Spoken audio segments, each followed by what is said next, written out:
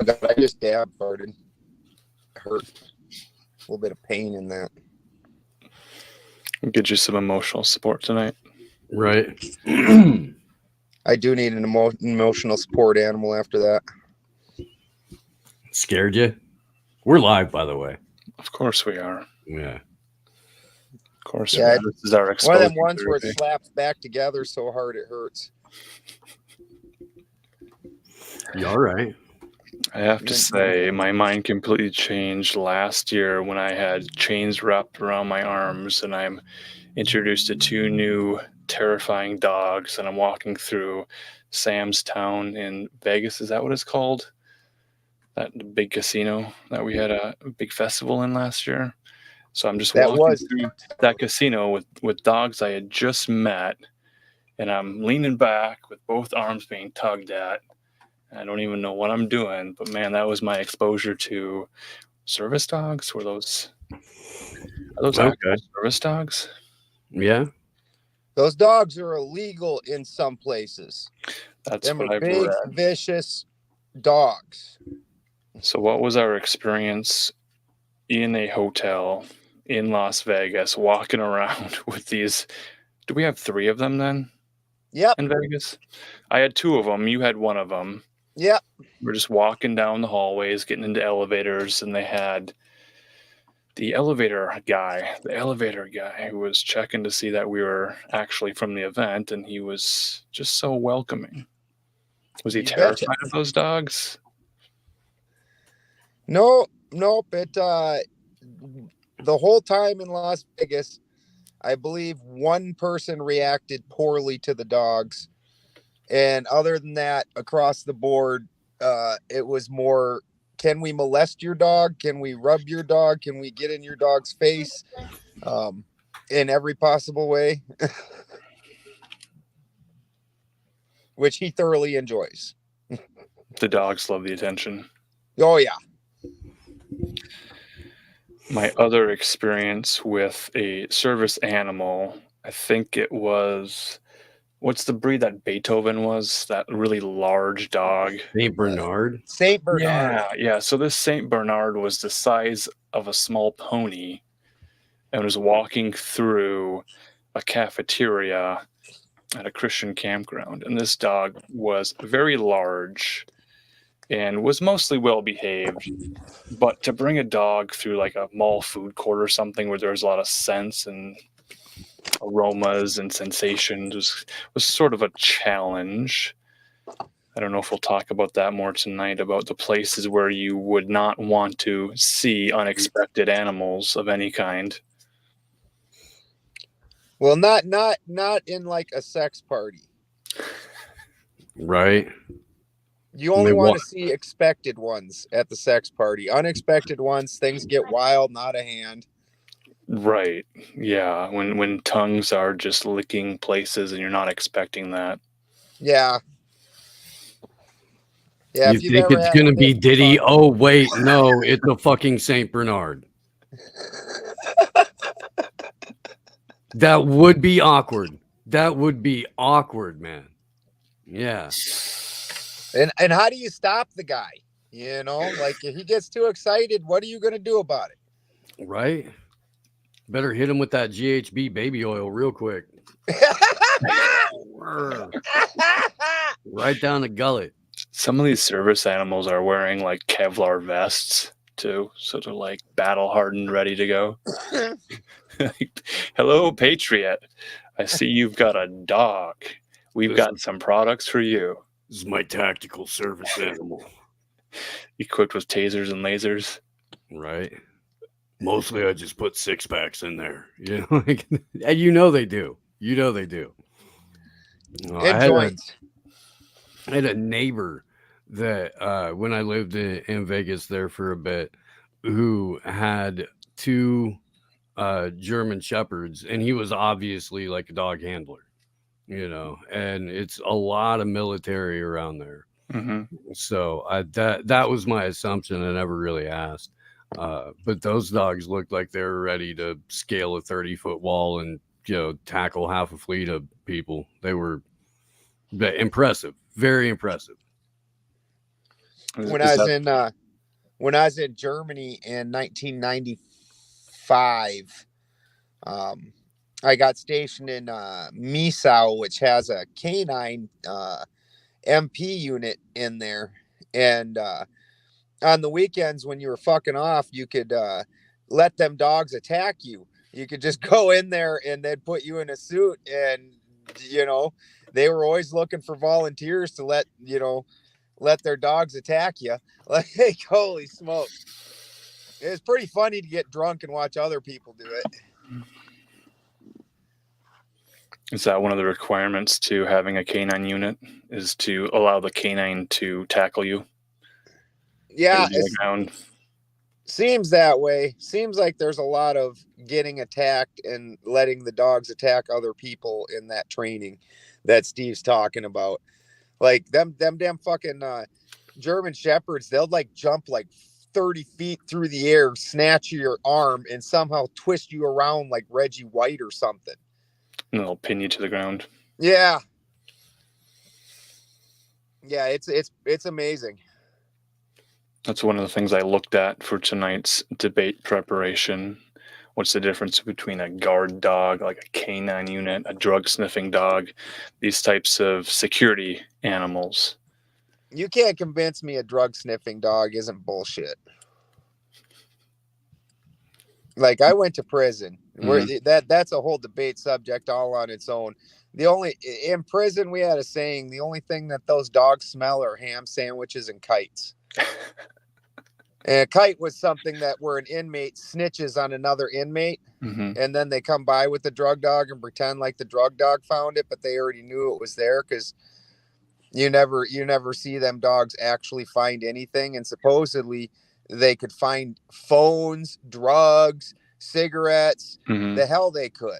We'd have that stuff right in our crotch and walk right by them, and they wouldn't care. That dog would sniff right at it and not even react for 1 second. But if you had a ham sandwich in your locker, you betcha. I think that's a different sort of fetish, is the crotch sniffing dogs or the panty sniffing dogs.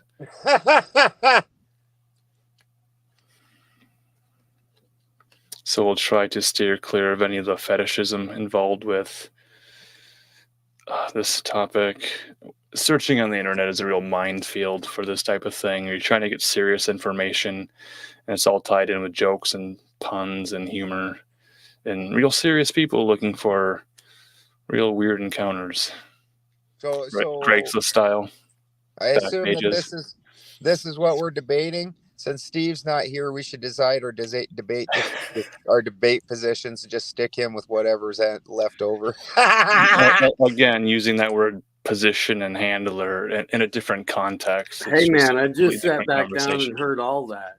I was hoping so.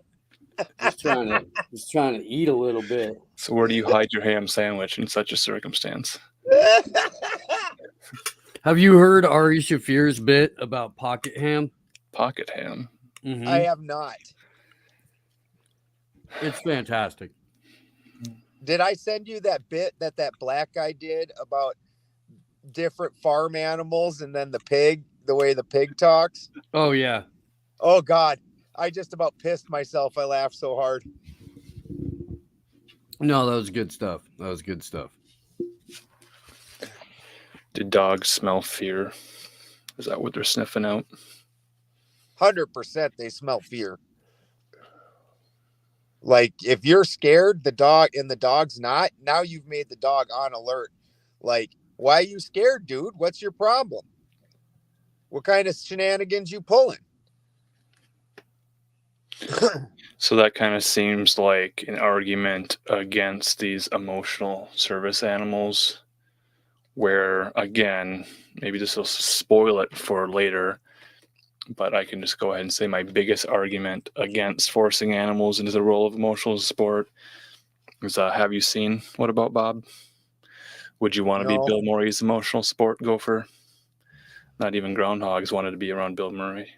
Well, I mean, I've seen Groundhog's Day and Caddyshack. I saw Caddyshack. He was real nasty about gophers in Caddyshack, so I seen that. So the kind of person that demands that they get a letter from their, the PCP, their primary care physician, so that they can have their emotional support animal in their government subsidized housing. Like, these people are the same people that caused the opioid epidemic. So them writing off that you are such an emotional weak sop that you need animal around to like a childhood blankie is not really that impressive that you got a doctor's note on that. Like I said, they were handing out opioids like they were freaking Tic Tacs. Right. And a Oh, lot I of thought you were talking about the Chinese there for a second. I was like, where's you going with it? I don't really understand. a few years ago it might have been Chinese. Now more recently it may be Haitians, but who's to say? Right. I don't believe every headline I read. In 2019, before everyone stopped traveling because the world shut down for a few months, there were a lot of headlines talking about the absurdity of emotional support animals, including emotional support geckos. There was a peacock that was trying to board an airplane to travel, I think, from California to Florida for some Somebody has an convention or something. emotional support cock? Yes. Yep. Huh. Yep. Was it? Peacocks are mean as fuck too. Yeah, they Like, are. Right. How is that thing emotionally supporting you? Like, at best, it'll take food from you, and show off for you. But they're kind of mean all around. The news story said that the airline was alerted ahead of time. The passenger with the peacock had contacted the airline saying, I plan to travel with this peacock. It's my emotional support animal. I have a letter from the doctor, yada, yada, yada. And they repeatedly said, no, we cannot allow a peacock into our airplane. It cannot be carried on at all. It's just not going to happen. Well, okay, so because I have grand mal seizures, I actually have support animal, but it's not an emotional support animal. And so when you're going through the process of this, there's different levels of animal, and depending on the different level, they have different things that they're allotted. So because mine's a seizure dog, literally there's not a single spot that I can go that dog isn't allowed to go. One time I even got arrested, and the cop ended up getting arrested for it afterwards. That was interesting. I got illegally arrested, and the jail didn't even know if they could stop my service animal from coming in. They're like, we don't know what we can even do here. So my service animal is eaten in a 5-star restaurant numerous times. I don't fly on planes, but in order to get on a plane, it has to be the medical condition level, like a physical medical condition, not a mental condition. The only thing that those emotional support letters are supposed to be good for is having an animal in your home. They can't stop you from having the animal in your home and living with you at that point. So it's a real plague on landlords. Mhm. But it doesn't really give you a lot of other rights. You can't just go willy-nilly taking the dog into a business because it's your emotional support animal. Really, it's only good for apartments for the most part, or a house if you're renting or whatever. That's a lot of the anecdotes I was finding in terms of emotional support animals being kind of a new thing. And these letters are It's kind of like when you go to a doctor and you're like, doctor, I can't sleep. I don't have an appetite. Is there anything that you could help me with that isn't a pharmaceutical medicine? And that doctor might be, there's some natural remedies, some herbs, as we might call them, and I could just write you this letter and you could take it to a CBD shop and they should be. What about a peacock? Could I get a peacock? Could I get a peacock to help me out? Right. Yeah. Could I get a confidence boosting animal, like a real flashy animal that I could take to a dog park to get really noticed? If your weed card doctor hooks you up with an emotional support peacock, you also need to know where your weed card doctor gets his weed. Yes. No one was like, tell hey, me though, that wouldn't be the most badass if I went to like fucking different speaking events with a peacock as an alchemist. Henry along. Yeah. Yeah. And then I could maybe train Henry. Anybody that got smart or slick, fucking Henry just runs over and attacks him. You might be on something around. I was going to take Ostara with me to Renaissance festivals. Oh, yeah. We'll have to talk about the legitimacy of man-made unicorns. Are there emotional support goats? Probably not. Not yet, there aren't. Probably not. They're less of an asshole than a peacock. That's fair. I do want an emotional support unicorn to attend. Well, I think we would all take an emotional support unicorn, but that bastard Tom Cruise he did not save the last unicorn. Yeah. I have my emotional support David Bowie with me, the 30th anniversary edition.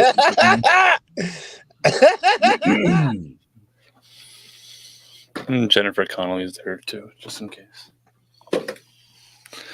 There's a lot of movies that people can fall asleep to. Apparently that's the whole thing. So you could have emotional support movies, like your favorite movie. You just put it on when you're feeling sad and helps you fall asleep and relax. Legend is probably one of them for me. Let's see. You could have, at that point, you could have like emotional support, rare first edition books that you demand to be given to you because that's what calms you emotionally. That's what provides support. Yeah. Keep it on your bedstand at night. It's my emotional support gun collection. I'm still alive because there's books I want to finish reading. It makes you feel safer. Makes life worth living. I still got things to do. Having a goal. So maybe these goals are emotional support animals. So all underwear have like the little cuppies around the balls, so they don't stick to the inside of your thighs when it's hot. Because that's a very emotionally traumatizing thing when you're like sitting in public and now your nuts are stuck to your thighs, because only a couple underwear company have figured out to put a little flap of cloth around there to cradle your balls. And I just feel like there should be something done about that.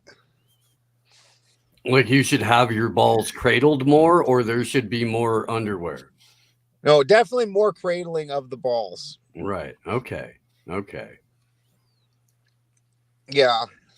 Is that another Labyrinth reference? I got my emotional support David Bowie over there. Yeah. I figured it went with the Labyrinth reference. Unfortunately, my oldest daughter is at that perfect age that Labyrinth was one of the movies that came out that I had to watch 839,000 times in like a 6-month period. And I would stab David Bowie right in his face. Right. You sing a song about the Babe one more time, motherfucker. I have to hear the Babe song one more time. I will kick you right in your ding ding. That's all right. And Labyrinth is a perfect film. There aren't very many. Labyrinth is one of them. One flaw with Labyrinth, and I will admit this, it's that scene with the firehead guys where they're taking their heads off and they're all getting flamed and deadheading. That I could do without. That one is just it's terrifying. Oh, you found it. That's fair. That's fair. I did the dishes and cleaned the kitchen. Oh, you were amazing. Thank you, Christy. His wife's not gonna. There was an argument that emotional support animals are, in many ways, for some people, a cope for not having a husband or a wife or a significant other. I think that's a legitimate argument for or against animals, is that they replace. I would almost state that they're cope for not having children and such. Mm-hmm. Because the more people that I see that have those don't have kids or responsibilities, and they're like children themselves, and they baby those animals to a degree that I've never seen. Like everybody I know that has little dogs, those little dogs shit all up in their house and piss all over the place, and like and they're just like, oh, it's cute, it's cute. Like, what the hell? Indeed, and that's kind of one of the arguments against giving emotional support animals validation just kind of willy-nilly, is that some of these people, if they are so emotionally stunted and agoraphobic and in no condition to take care of themselves, then it's not going to turn into a Turner and Hooch situation where having a Mastiff in your house is going to somehow get you out of the house and walking around and training and walking the dog and exposure to the world and just improving on all aspects of your life. If you're so far gone that you really can't even leave your house to see a doctor about getting an emotional support animal letter, then it's going to be more of an emotional drain on the animal itself. So it might not be fair to the animal to be such an emotional burden. I mean, I don't know if there's any way to make a broad brush statement that is necessarily even the case, especially if you're trying to replace spouse as opposed to children. I do agree that there's way too many people that run around and call their pets their fur babies, and they're just rancid little twerp dogs, like not even the size of a real dog. Like the healers are small, they're still real dogs, but I second this. I do think that it can go the other way. I mean, anecdotally, I've seen men whose wives died who got dogs who lived another 40 years. And then when, outlived like a couple of the dogs. But the dog went everywhere with the old dudes. The dog would allowed in the coffee shops and shit like that in town, because that dude went for fucking coffee that one spot every year for fucking, his entire time there was a coffee shop in that town. And fucking, they're definitely keeping them alive for sure. And active and, relatively, smiling about it. Sure, this is all. And then also engaging with people every day, which is the one thing that a lot of old people don't get to do a lot, is engage with a variety of different people and, several close friends on a regular basis. And that's my number one argument. If I were to take the position of being in favor of the expansion of emotional support animals in American culture, and it does seem to be an American culture thing. I don't know that other countries are all like, hey man, emotional support animals are the cure-all to the world's problems of just suffering and human existence and nihilism and existentialism. Just get a dog, just get a cat. Yeah, but that's the thing. I mean, people say that American innovation is extinct, but here we are discussing some good old-fashioned American ingenuity right now.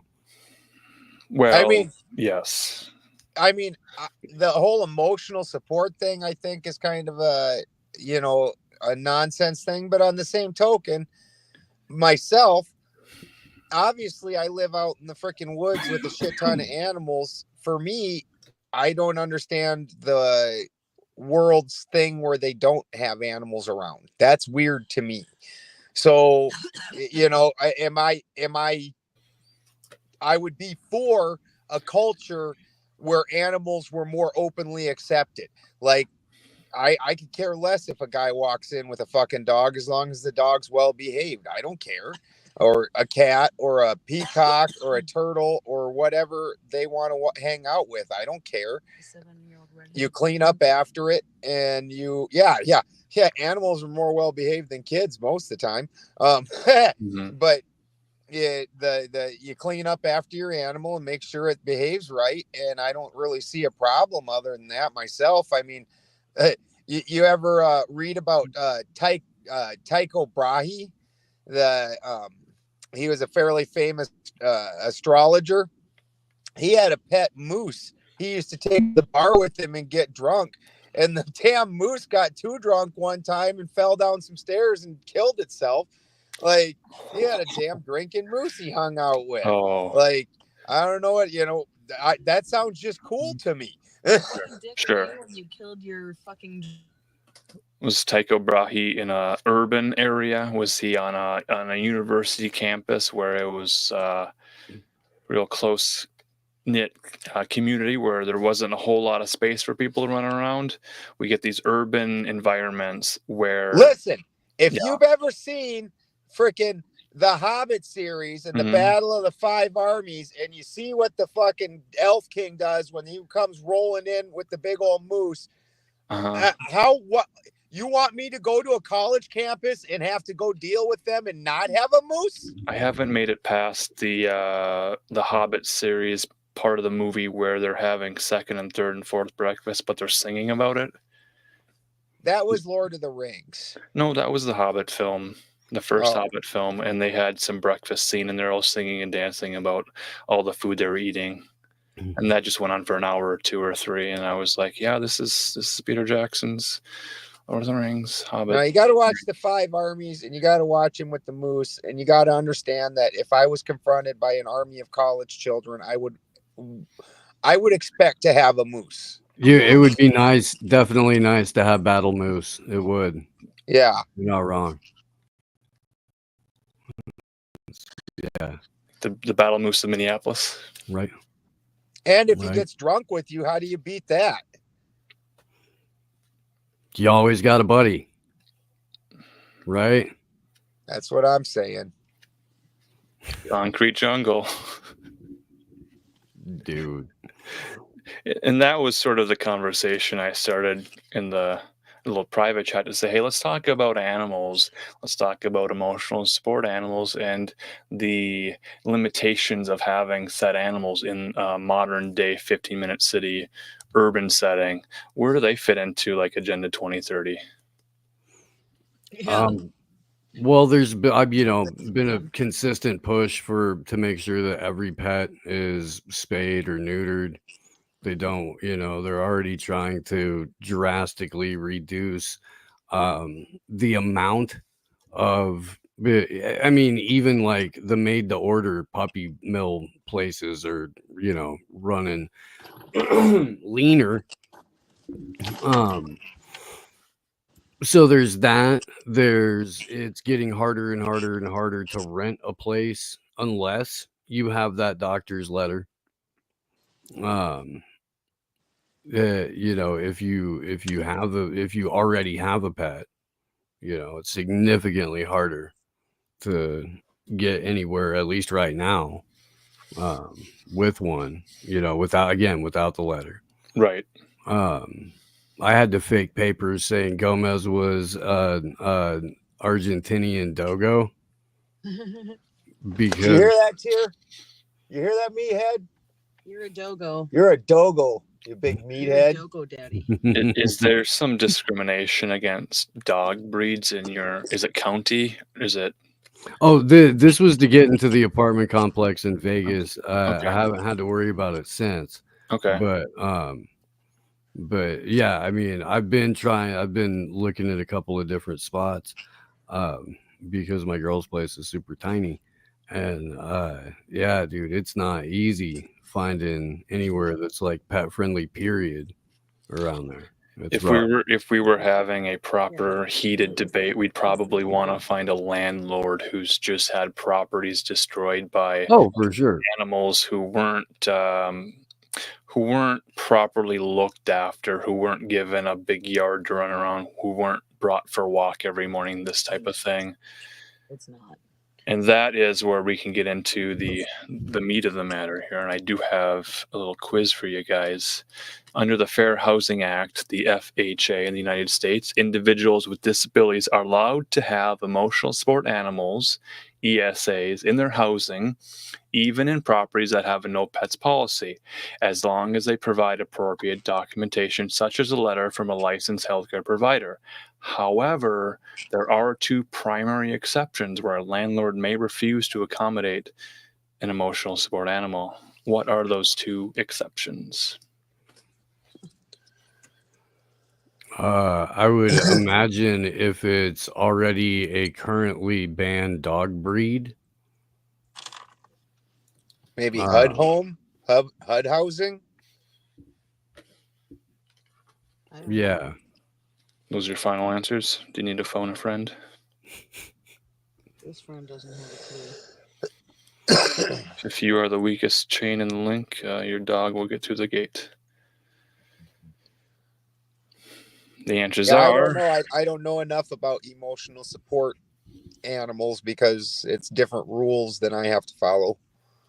Right. So under the Fair Housing Act, and we'll have to verify this with a lawyer for sure, but the answer I got was an undue financial burden. So if accommodating the emotional support animal would impose an undue financial burden on the housing provider, they may be able to refuse the request. This could apply in situations where the animal causes significant damage to property or requires extensive modifications that would be financially prohibitive for the landlord. So if the landlord can state that having to modify the property in some way for like if you tried to come in with an emotional support giraffe, like they're like, no, we can't fucking put arched roofs up to support. It may be like that, or it may just be that the landlord doesn't want to add doggy doors or something. It might be or a fence, doggy doors. or like a fence all the way around. Mm-hmm. Might just have a back fence. Yep. That's not gonna fly. If there was a pool that got grandfathered in that didn't have a separate fence or barrier around it, that would have to come in. Mm-hmm. Yeah, I mean, there's a bunch of ways that it could. What if you had an emotional support dolphin? Jana was trying to get you to have an emotional support. Somebody did have an emotional support cock, and they tried to get onto a plane with it. Mm-hmm. That probably didn't go well. No. It was a stunt. It was a publicity stunt. And it was orchestrated by Jana. These social media accounts of animals, famous animals, have gotten out of control. That was kind of a trend, maybe 2017, 2018. Yeah. But now I think it's cooled down a lot. Instagram has changed its policies. Facebook Meta kind of owns that thing. They're instituting new policies for teenagers to say that this is a teenager on an account, maybe a little bit too late. But as soon as that happens, it's completely jumped the shark. No one under the age of cool wants to be on these social media platforms anymore because their parents and grandparents are on them, that type of thing. I do have the answer to the number 2 reason that a landlord could say no. What was the number 1? Undue financial burden. Undue financial burden on the landlord and the housing provider. And I'm on vacation. The other reason is a direct threat to health or safety. So if the presence of the emotional support animal poses a direct threat to the health or safety of others, the landlord may refuse to allow the animal. Like half of what was said about 1 seemed like it was like almost like something you could only determine in a post situation, not pre. Like, how do you know that the animal's going to tear the place up or whatever? Like, how would you know any of that? Well, and how would you know if the animal is going to be attackful or something and pose a danger to the person? How do you know? well, you set up a doggy date. It's like my dogs meet your dogs. We're going to go to the dog park. We're going to walk around. The landlord's going to pet and feed the animal and get to know the animal and develop a relationship. And if it doesn't work out, then the landlord can say, no, I just don't think this is going to work out. So after presenting the letter from the primary care physician, and I have the code, that the billable health insurance code for that. If you guys want that, I have that handy. If the landlord meets with you and the animal, because you have to present the animals that are going to stay. If it's more than one, well, then the landlord could probably say, no, that's too many animals. You can have one animal registered to stay with you. Well, what if your significant other also has a support animal? Well, then it's probably one animal per person, but the landlord can always refuse and say no. If you, as the emotional support animal owner, say, I want to challenge this, then you'd probably have to lawyer up or something to that effect. But just because someone has an emotional support animal letter from a primary care physician or a therapist, the landlord can still refuse, and then you have to go and work that out legally. I don't know how you do that. So no emotional support alligators. Probably not. Oh, because if they're small and they fit Sorry, into Chompy. an aquarium, they're going to grow large, and then they're going to get flushed down a toilet at some point, and then they're going to show up in the sewers. How if it got that big, how were you flushing it down the toilet? Right, that's a fair question. Well, you flush it before it gets larger than the largest stool you've ever dropped. That's really the other concern a landlord might have, is saying,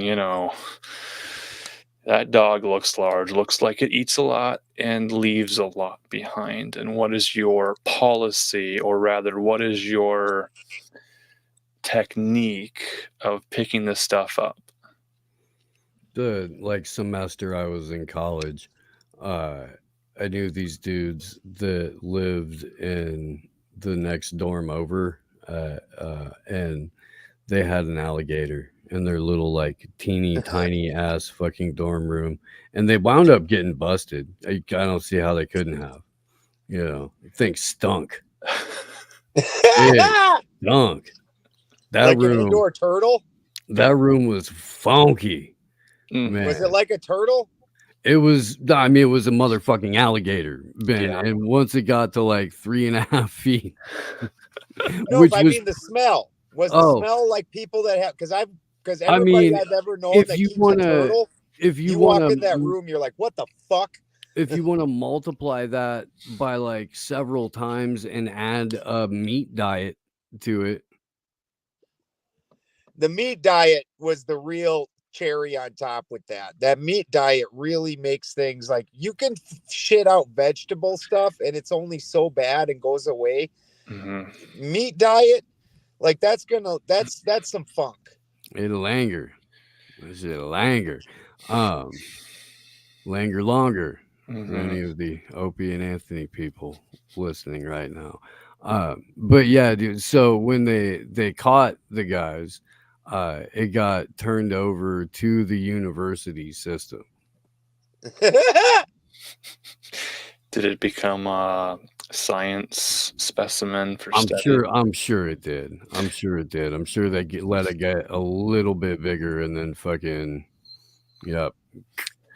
So a lot of people wanted to make the claim that there were studies that proved the benefits of having animals for therapy in regards to emotional disturbances, distress, trauma, grief, all the categories of conditions that would be emotional and mental and these types of things. So to say that animals alleviate some of that concern is anecdotal, but in terms of having studies, actual reproducible scientific studies published in psychiatric and medical journals, there aren't very many for a number of reasons, including the fact that there's too many different animals, there's too many different people, too many different conditions, and there's no money involved because Pfizer doesn't want you to have a dog. They want you to take the pills forever. I mean, I can't deny that an animal makes you feel better. That's just a fact. Mm-hmm. But I do concern that why is everybody so emotionally traumatized? Like, is this, if this is just you playing a hot game to get a dog into your apartment, cool. But if you're all this traumatized, like, you maybe shouldn't be putting it on an animal. I don't know. Yeah. But to have that, crutch, and this is sort of where we get into the ableist language, and people are going to attack from either side to say, you're getting unemotional about this, you're not empathetic, to say that it's unfair to certain animals to have to be roommates for some of these people who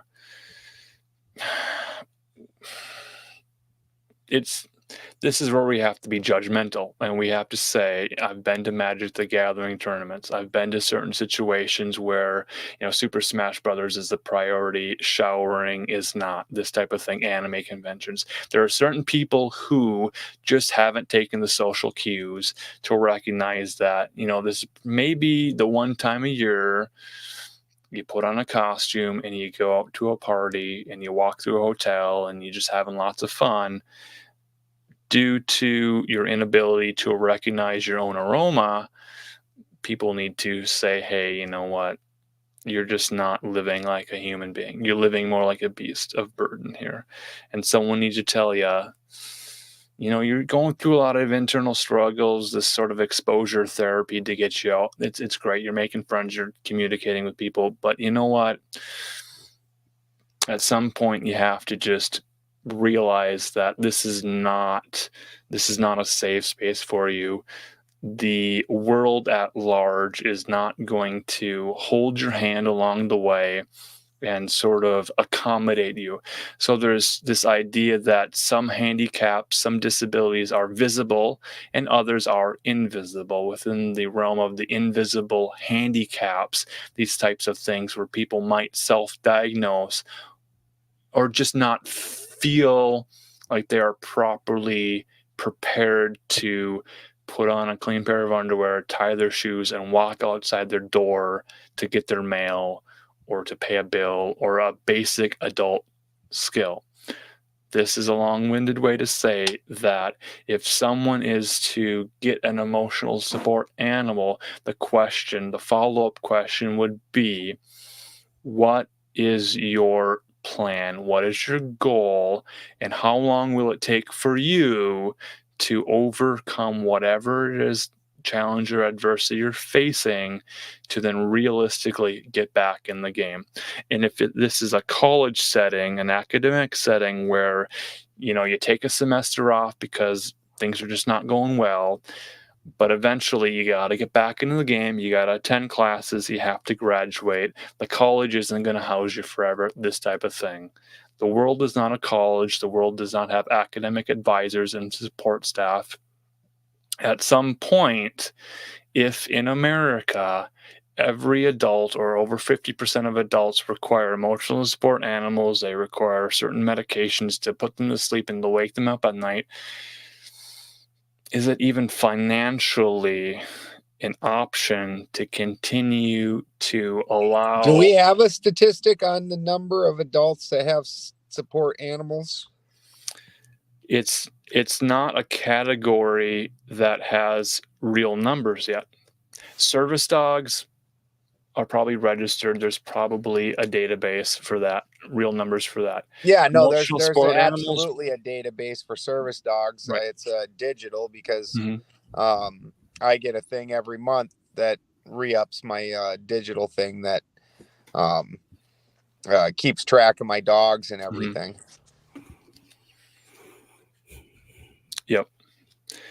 And there are many websites that will claim to assist a person in getting a letter or a registry or something for an emotional support animal.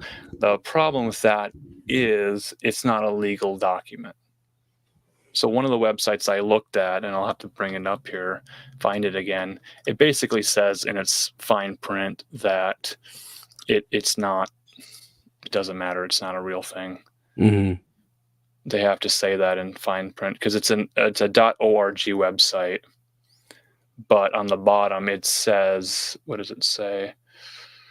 Looking for it here, like ESAregistration.org,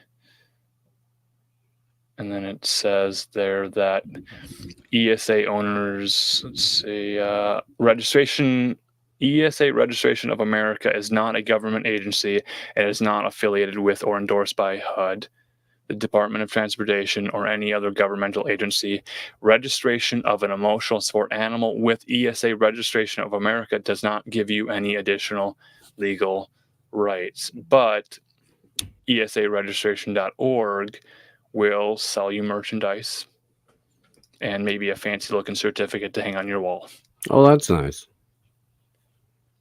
But just like a leather-bound Trump Bible that you put your hand on and you swear allegiance to the flag of America, it's just a decorative thing. Mm-hmm. Yeah, it's got no real actual authority. Right. But if you walk around with an official-looking letterhead, something that looks like it was printed like a college certificate or some sort of fancy-looking thick hemp paper with some real ink, nice colors on it. You walk around with that, you show that to TSA, you show that to everybody. When you have a weird animal walking around with you, they might look at that and they might say, you know what, I'm not even going to question it. Just let the guy go by. But at some point, you're going to get challenged. Yeah. Usually by the lady at the counter right before you board a plane. Mm-hmm. Where do you think you're going with that porcupine? Right, sir. Are you referring to literal drug mules at border crossings? Where she's got a latex gloves on and she's like, you know what, I have to check your orifices. I'm not checking a donkey's orifice today. No entry. Refused. Not stamping your passport today. That's monkey checking is her night job. Right. 3 o'clock in the afternoon. That's why you have to wait for a hurricane to get them donkeys smuggled in. Yes, the I-40 went out. I was on the I-40, and then it turns out the best way to smuggle in drinking water to the Carolinas is pack animals. Mm-hmm. I saw that video. Those guys are all right.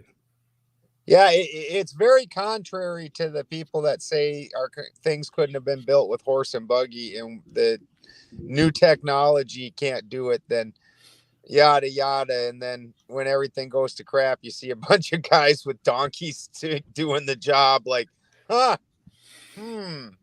interesting. Well, and helicopters, but yes, also donkeys. Yes. Yeah, helicopters are handy. I saw videos of the helicopters hovering over and just causing disturbances of the donated goods and just really stirring things up. You know what?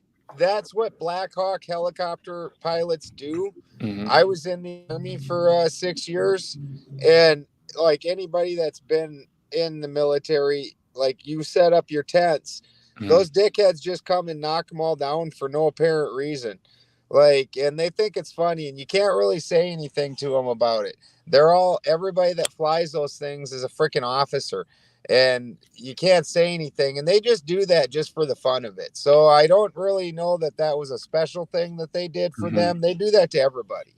They're dickheads. I had a pretty high rank in Call of Duty Modern Warfare, so I'm pretty established in modern warfare tactics. Actually, I have a headset and I talk to my friends. We kill the other team dead. I don't do that. It's like the opposite of emotional support animals are like 13-year-olds on Xbox Live. Lots of M-bombs. Mm-hmm. So that would be my recommendation is, get your kid a headset, an Xbox Live subscription, and just get them to play some of these shooter games, and they will be emotionally stirred up and exposed to all sorts of worldliness, and they will have to man up real quick. After that, they can watch Faces of Death, the entire series front to back. Woo! Good Lord, man. That was hectic back in the day.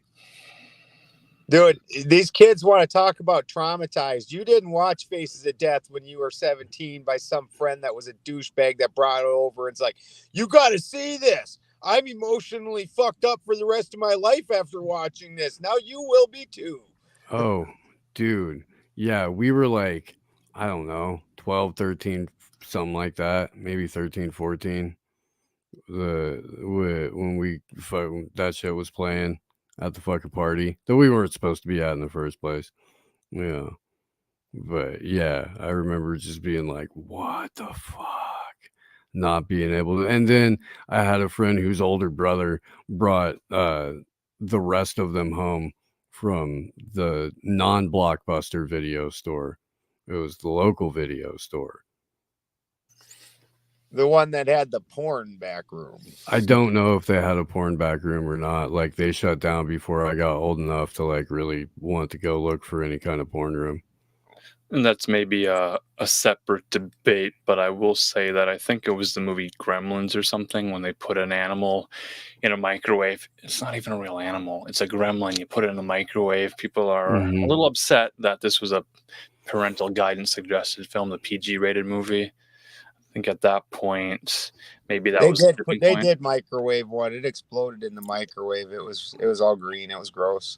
Was that the tipping point though for culture to be a little bit more protected? The Never Ending Story was like a PG-rated movie. That shit was traumatizing as hell. Well, to be exposed to an emotional situation that was about death and the loss of an animal leads to another point that I have in my document about maybe a concern we'd have. If someone is emotionally stunted, they get an emotional service animal, and that emotional service animal is not taken care of, and then deceased, now you wake up to a dead dog in your bed, is that going to be the end of your therapy? It's just over, you're gone? No, those people probably go right out and get another dog right off the bat. It's not like the egg from high school. They'll just get another egg and put a dot on it. It's like that. Yeah. I thought it was a sack of flour. A heavy sack of flour. You have to carry it around like an actual baby. An egg is just a little bit too small. You guys had to do a sack of flour? Well, yeah, it's more like baby shaped.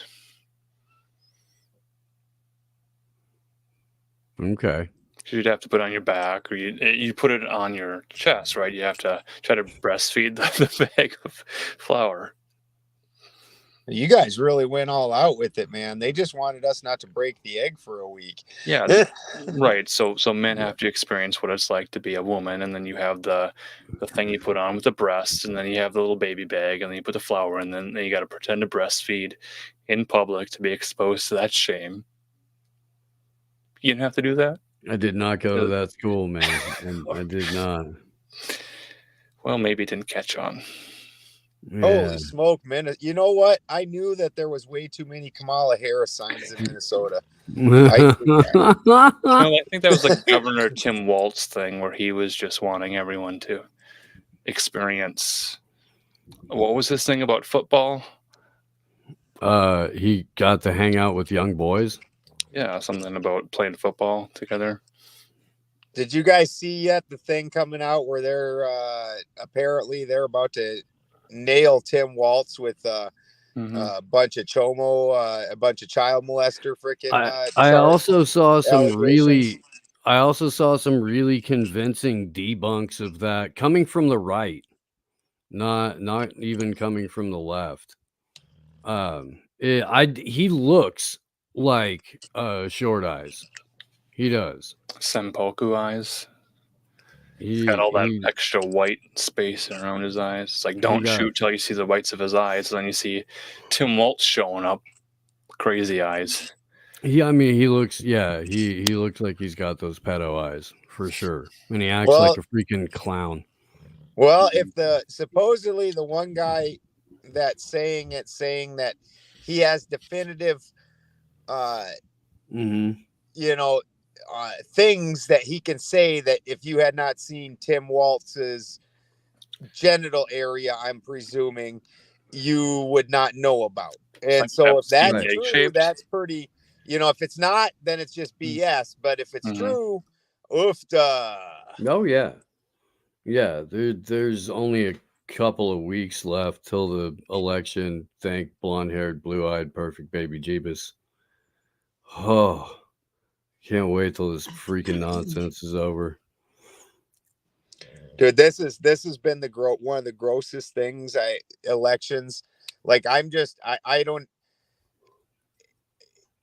Anybody that isn't suffering from apathy at this point, I don't understand where you are.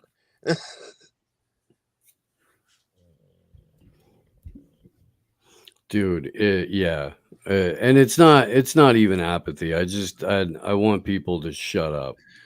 We're talking about something else. I need a political support animal to help me get into line to receive my ballot on election day, because I'm just terrified I'll make the wrong choice, and if I choose the wrong president. So that's an election day game. Because everybody who brings their emotional support animal to the polling station is a Harris voter. So that's one way that you can do it. Dude, except for if you showed up with like an election day Wolverine and then accidentally lost control, that'd be great. That would be great. Right, that you just shook the box the whole way there. Fucking didn't even get out, just chucked it right into the freaking emotional support dog crowd. Oh, just watched it just go psycho like a damn berserker, just tearing dogs up left and right. Oh man, that's brutal. Some of the lines in St. Paul districts to vote were crazy long, and these people have to just wait in line just to get into some church in their little district. That's what they get for living in St. Paul. Right. They get what they deserve. Yeah, nobody with sense lives in St. Paul. I'm thinking we could just take over the state fairgrounds, just start living there, turn it into an autonomous zone, turn it into a ranch, bring in all the horses, all the ponies, all the pack animals. And a moose for Ben, don't forget that. Well, we do have caribou coffee, so we'll have to have some caribous with coffee cantinas. Right. Remember that gorilla at the Minnesota Zoo that would break out and go beat people up? The big purple one?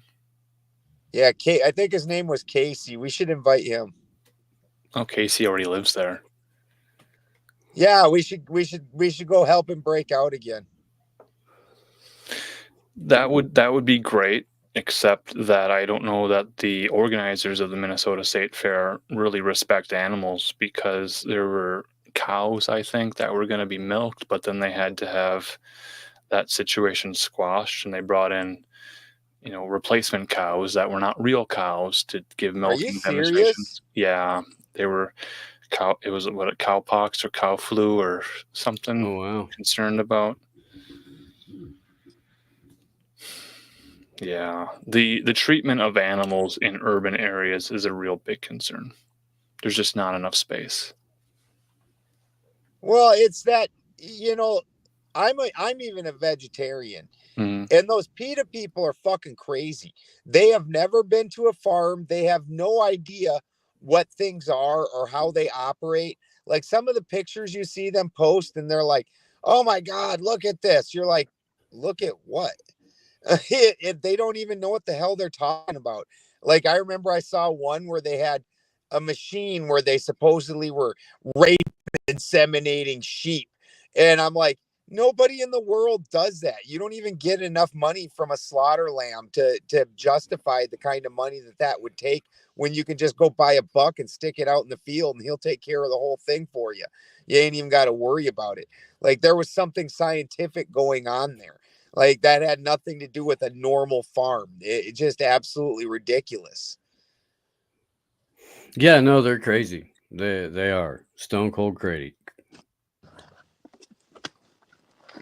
Yeah, I will. I don't know. So I mean, it basically everywhere I am, aside from Vegas, is a small town, and if there's not a ton of open space immediately out of my front door, it's within, a walk or 5 to 10 minutes of a drive, sometimes 20 minutes if we want to go to like Mount Tam or something like that.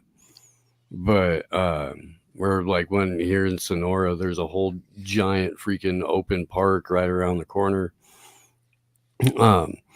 And even when I was in Vegas, we'd go out to the desert, I don't know, 3-4 times a week, where it was just like miles and miles and miles of hiking in fucking the middle of nowhere.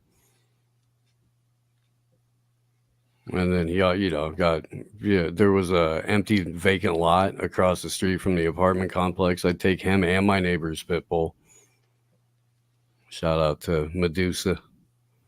And go throw a ball. They were always most excellent pictures. Of course, they had Gomez in them, and he is one sexy boy. It's true. He's a stud. Freaking beast.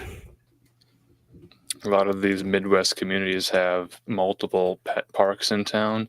They don't have many skate parks. I've been driving through Montana. You might see a few skate parks, and then they'd have a billboard about meth awareness. But I don't know that people in Montana are so concerned about emotional support animals. It seems that anecdotally anyway, it seems that stereotypically it's probably California, probably maybe New York, maybe some of these larger cities where people are having a lot of stress. They're really stressed about life and financial concerns. So my question then was, in terms of having an invisible disability and needing an emotional support animal and not having an income and having many, many, many thousands of dollars in debt, who's going to foot the bill for the organic dog food that these support animals are going to require? Oh no, they're first in the Soylent van. Soylent Green is people. Are they feeding soy lattes to their puppy dogs? Oh wow, I hope not. That would be awful. That would be. I've seen dogs kind of try to go for coffee drinks, but they usually aren't into them. There's something about coffee that it's not super appealing. I do have video of one of my ex's chickens drinking my coffee, though. That was pretty funny. We have to fight the cats off. The cats like coffee. Cats will drink the coffee. I don't drink coffee, but Christy is consistently fighting with the cats about her coffee. Mm-hmm. She does put a substantial amount of cream in her coffee. That might be it. And Steve is the one that taught me the gloriousness of cream in coffee. So thank you, Steve. Quite welcome. You got to put it in first, though. You got to put it in first. Explain that to me. There's a chemical reaction that takes place at both ends when you pour, cream into coffee. And if you do it first, it melts away some more of the acidity to it. Okay, you're gonna have to hang on because I can't hear you over that. Okay, go ahead. Okay, yeah. When you pour it in first, it like quite literally helps absorb a lot of the acidity as opposed to when you pour it in afterwards, even when you stir it. Well, you deflated my debate there, because I was gonna bring up the concern about the pH level and the acidity of adding, a dairy product to coffee, and that would be a huge concern. But you're telling me somehow scientifically, magically, you put the cream in there 1st, you stir it up real nice, 100%. some hot coffee in there, and it just has a chemical reaction. You're supposed to pour coffee between like 206 and 208 degrees. Okay. Okay, so that might answer my question that I had also about the emotional support animals, because I feel real anxious and nervous after having a half a cup of coffee, and I just start getting jittery. And if that rubs off on the animals, if they get nervous too, if I'm just talking too fast because I had a cup of coffee, because I went to a kitten cafe in Japan and they served me coffee, and they had cute girls in schoolgirl outfits, or what are the French maid costumes, and like that fabric is really just stimulating, and it's just like overstimulating, and I just keep talking about it, and then they try to sit you down and calm me down. They put a kitten on your lap, and you just pet the kitten and you drink the coffee, and it's like I've never even been to Japan, but I've dreamed about it my entire life. But I post about it on Reddit, and then gonna get an emotional service animal. It makes me feel better that way. Well, I hope it works. I do. I hope it works. It's the fantasy that keeps me living, and that's really what we're doing in podcasting, is the dream that someone's gonna one day listen to this and leave a comment on the page. We had that conversation earlier about people were quitting the podcasting game to become bartenders and waitresses. Mm-hmm.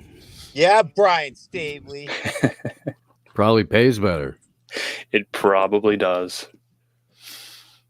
I don't know. He's man. definitely making more money. There's definitely not a ton to be had doing the kind of show that we do. The top dogs on Patreon, they're getting the big bucks from Patreon supporters. Is this where we talk about value now, and we digitally busk and ask for not donations, not for tips, but for value? There's a reason that rich and famous are two separate words. Thought that's a country music artist. I thought that was Big and Rich. That's the guy.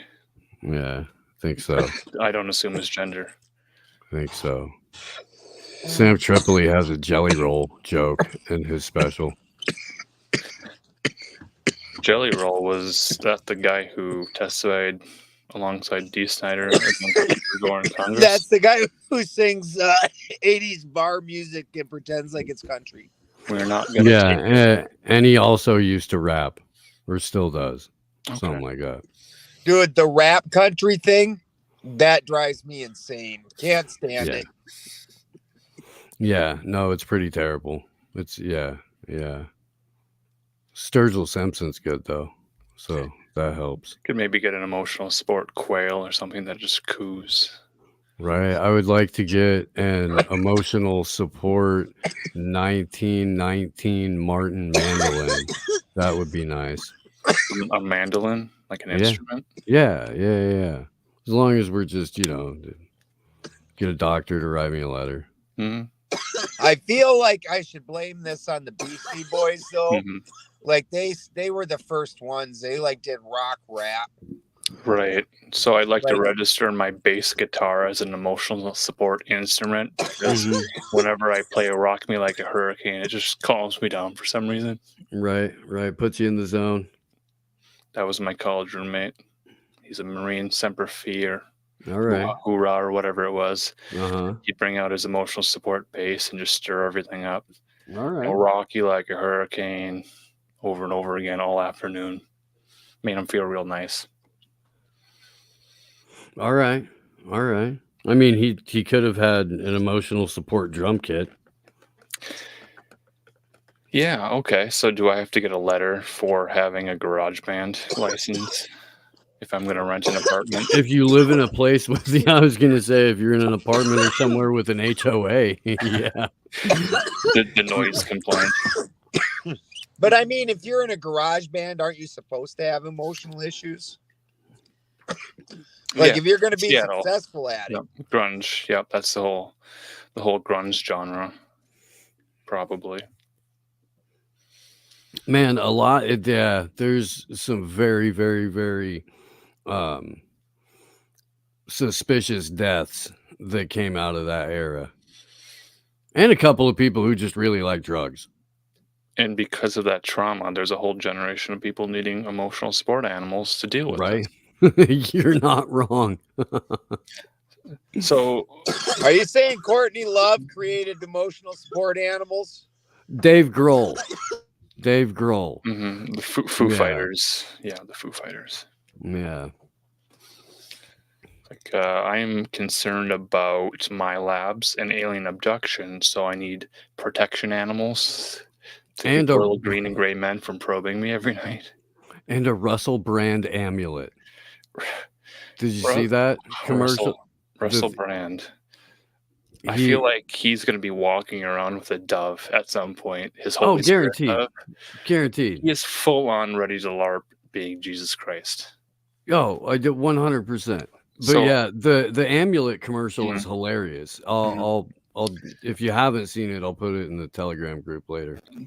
Have you seen Did Hamlet fucking Russell 2? Brand get Me Too'd and just like rubber balled it, just like it just like bounced right off him? I'll send you that video too. Ben, he's going Hamlet 2 style, the whole rock me sexy Jesus thing, where this former drug sex addict, Russell Brand, is now somehow sexual emotional release Jesus, where he's baptizing other men in pools. In his skivvies, in his tidy white. In tidy whiteys, the holy fellas with another fella in his freaking MeUndies. Right.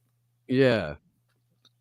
Culture is quite weird. It is face of the Christian right in America. That's what cracked me up at their little Zionist Woodstock that they did a couple of weeks ago. Right. The Griftapalooza there, when it was a Canadian, Jordan Peterson, dressed up like Two-Face from Batman. Okay.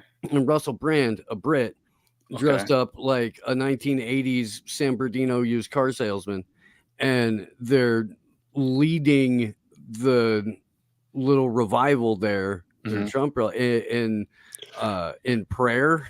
It's like, how much more blasphemous could you possibly get where you've got two people that aren't even from this country lecturing the audience about rescuing the republic?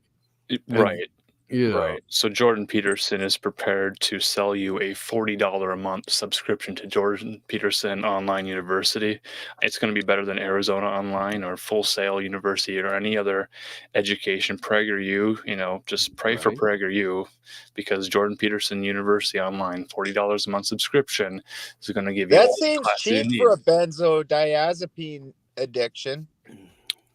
Right. He's got a guy in Mexico now. He's got e-learning courses, so you're gonna watch videos and get certifications for life skills from Jordan Peterson, who wears a multicolored vest, not quite like Joseph the dream interpreter from the Bible here, but you'll probably hear about all sorts of biblical lessons from Jordan Peterson and celebrity guest Russell Brand by giving him $40 a month. That's the future of college education, everybody. From a Canadian professor who professed that he was confused about pronouns and wouldn't stand it anymore. So that's where we go with emotional support animals, pronouns, danger hairs, enabling the emotional support manosphere, the children of society. And that's really the concern. And I've stated this before already. You know what? He-Man had Thundercat, Steve. Yeah. That did he? 3 non-blondes. What's going on? We never got an answer to that question. They've been asking it. What's going on? That was the trigger. There was this TV show called Sense8 that was basically like a DMT trip. Was that a Wachowski production?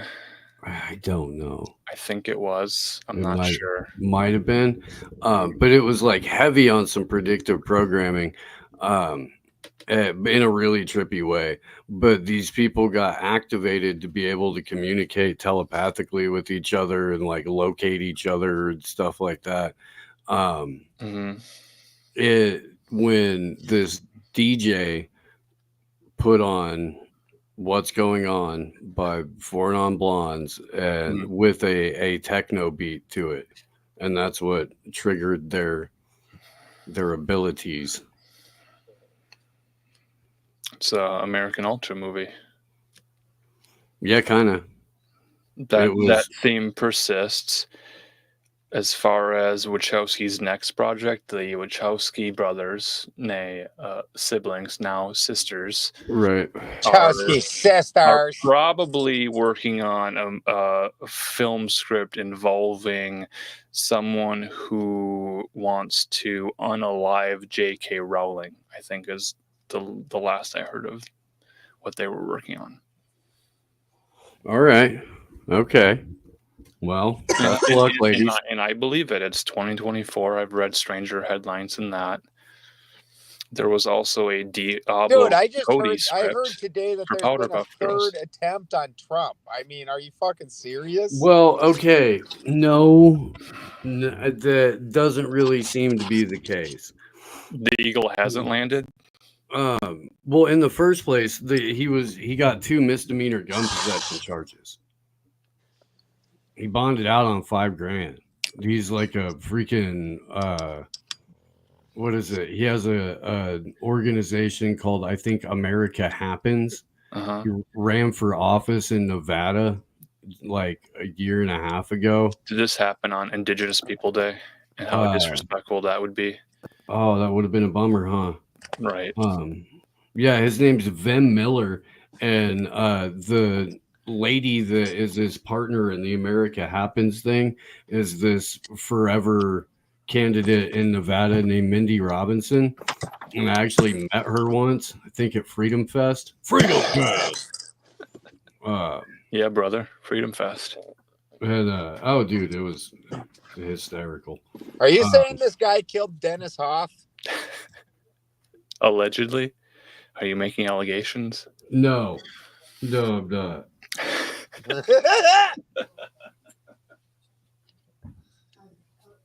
That's funny. So if we get this monorail back on to Epcot Center to Disney World, the strangest place that you might expect to see an emotional support animal is probably in a courtroom setting. So there were discussions as to whether or not allowing witnesses on the stand to have an animal, a cat or a dog, maybe even a teddy bear, would influence the jury in some way or another. And there was a concern about allowing, an animal into the witness box with the witness who's giving a testimony and how that might influence a jury decision. What do you guys think about that?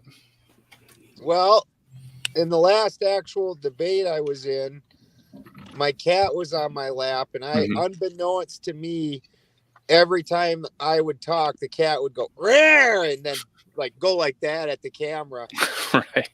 And I was told specifically afterwards that they would debate me, but they would not debate the cat. That's pretty funny. Yeah. That's good stuff.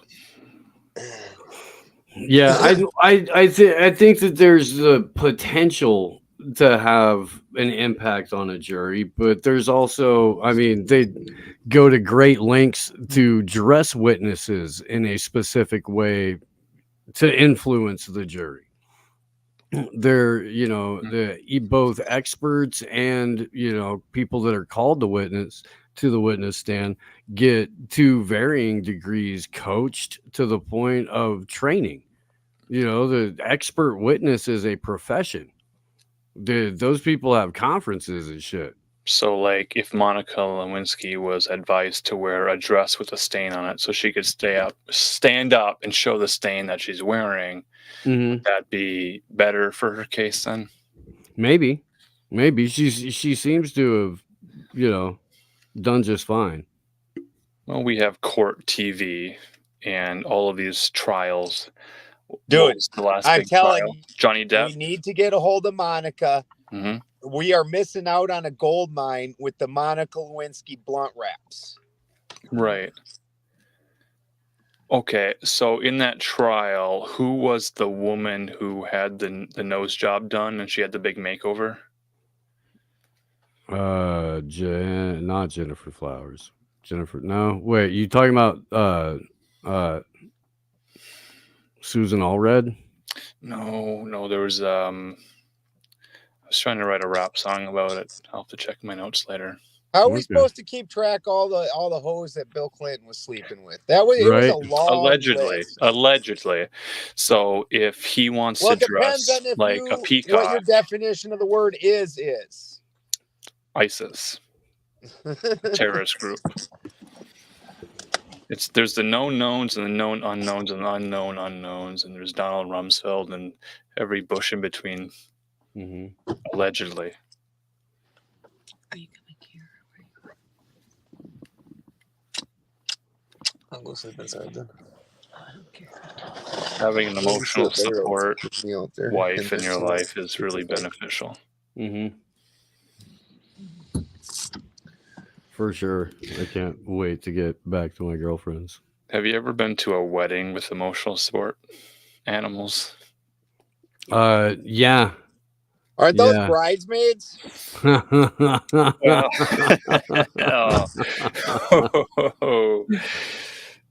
they? Yes, they are. Are they though? I mean, for the bride, yeah, for the most part. Also for the other dudes. Right.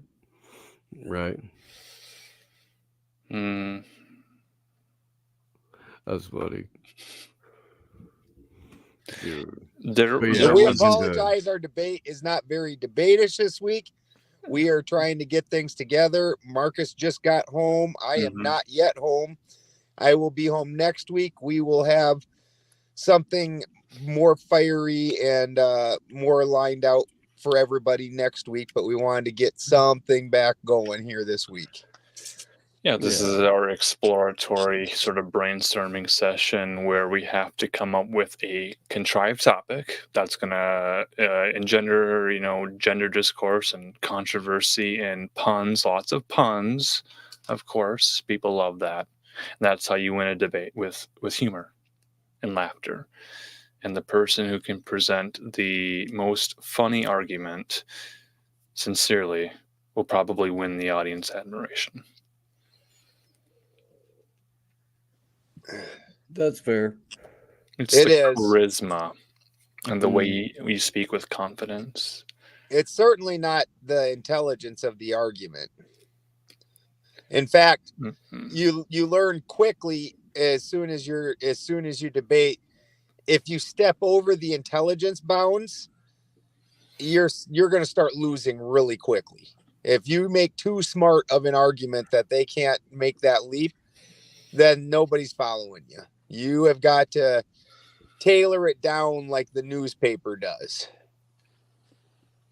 Yeah, no, you're supposed to try, especially if you're trying to persuade people, you're supposed to speak at like a 5th or 6th grade level.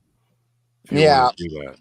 It's the Donald Trump way of using his words. He has his bob and weave technique where he'll just throw out 5 different ideas and he'll talk about them, and then he'll circle back to his main points over and over again, and then he'll do his little dance, and then he'll have his ear attempt, and then he'll do something grandstanding, and then you'll feel real good about it, and you'll go home and buy that leather-bound Bible and all the Trump coins that you can find with King Cyrus's face on it, and you learn a little bit about geography too along the way. Where is the Middle East anyway, and why is it in the middle? Is that the center of the world? Right. Well, there's, the Far East. Mm-hmm. So if there's a Far East, there's got to be a Middle East, right? Far East to me is like, New York, like the Atlantic Casino, because I live in the Midwest. Yeah. I think they were talking about China. Well, I just dig a hole, and if I keep digging, I'll eventually emerge in a golf course in China. Right? Isn't that how that works? I will be a little gopher, and I'll see Bill Murray there, and everything will be made well. Anyways. That's true. Is Bugs Bunny the best ever emotional support animal? He could be. He could be. Although I would think that having Foghorn Leghorn as an emotional support animal would be downright hilarious. So now we Like, can. you probably wouldn't have a bad day. Do you with guys Foghorn have? not Speedy Gonzalez, but his cousin, Slowpoke Rodriguez? Slowpoke Rodriguez. That has got to be the best emotional support animal. You can't tell me that dude has not got some awesome. Okay, now we're ready to debate indica. you. I'm ready to debate what is the most famous and best emotional support animal. I'll present my argument that the most famous emotional support animal is probably Winnie, a golden retriever who gained widespread recognition as the emotional support dog of the late U.S. Senator John McCain. Winnie was often seen accompanying McCain during his time in the Senate and became a symbol of comfort and companionship during his battle with cancer. So shout out to Winnie, helping John McCain along the way. I would prefer to congratulate the tumor. Yeah. Remember when Colin Powell died of colon cancer? Yeah. In a prison cell in South Africa, and then everyone forgot about it. In a prison cell in South Africa? I don't remember that part. Yeah, he was right there with Gandhi. They were on a hunger strike together. No. Because of the colon cancer. Yeah. That Colin Powell died of. Yeah. I think he was the leader of the Black Panthers. I don't have it in front of me. At the Third Eye Carnival in Pueblo a few months back. I think it's shut up, phone. Puebla. Pueblo. Puebla. Charlie Robinson gave me a copy of one of his books, and on the inscription he wrote, "Steve, thank you for inviting me to your Black Panther party." Yes. Yeah. Wakanda forever. Black Panther party. Yep. The old Gump. Do you guys have any information about the racial division between certain dog owners, emotional support animals? Is it really white people who have the highest percentage of service dogs? I would say yes, but only because barely, majority population. But there are lots of old Mexican ladies who have emotional support dogs. There's lots of black women that have emotional support dogs. We'd love to have them. Do you think percentage wise it's about equal? That you do see more white people with them, but that's just because per capita we're more white as a country. Yeah, I think white is just a louder color. Yeah, just stands out. Right. White and proud. Okay. You're not even white. Are we going to debate this? Whether you're white or not? Yeah, I'm trying to get my white balance correct on my camera. See, this is white. This is me. I'm not white. This is white. This is me.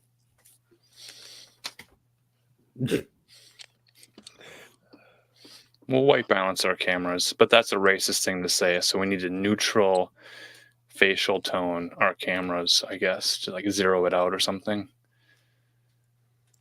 Yeah.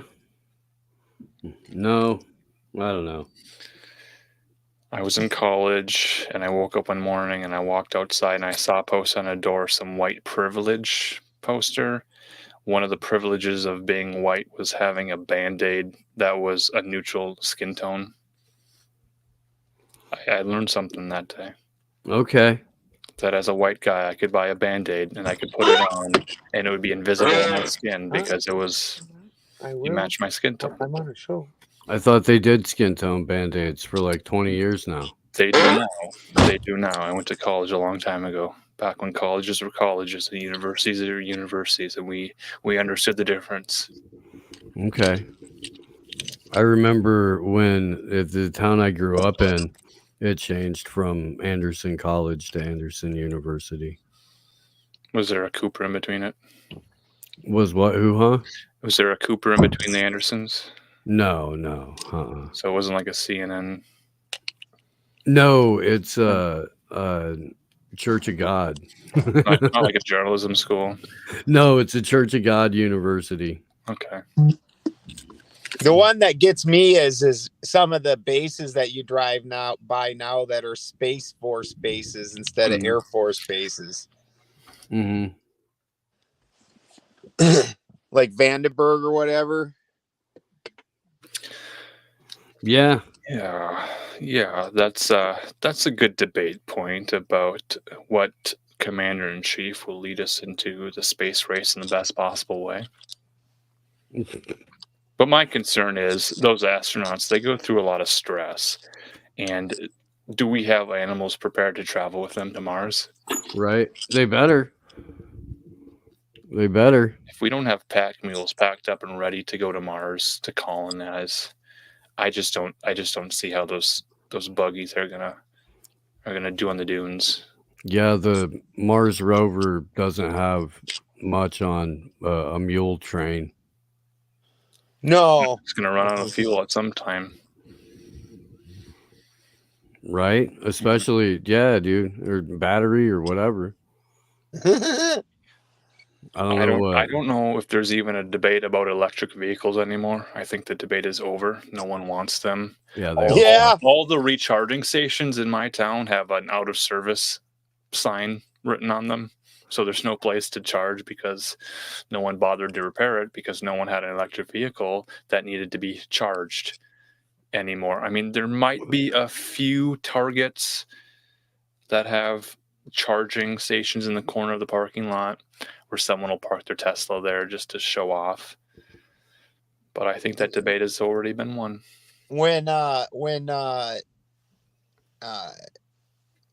Whichever rental place it was that had like a third of their fleet was electric, and they X'd those out and said, nope, going back to gas.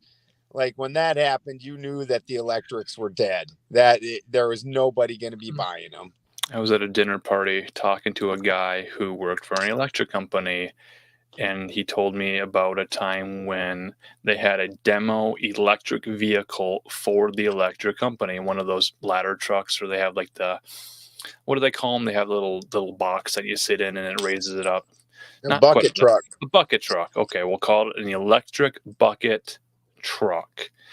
This thing had to be charged up, and they had it on a tow truck or a trailer or something to drive it near the location, and then they got it off and they drove it into the demonstration and they drove it back, but it was a complete farce and fake because the thing could not travel the extended distance required to go across state lines to demonstrate to a bunch of investors, people who are going to make the decisions to buy more electric bucket trucks for the electric power companies. And in the case of these emergencies where these category 11, these hurricanes have been turned up to 11 and they've done a lot of devastation, and now mules are the best options, but electric bucket trucks for power companies are not adopted anywhere. It's completely failed. No one wants them. They don't work.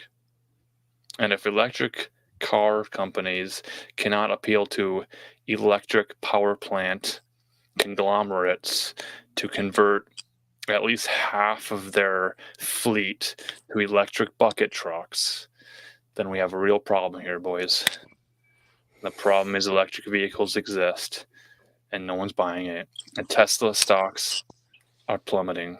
And SpaceX wants more launches, but their attention is diminishing. No one cares about Dragon rocket launches.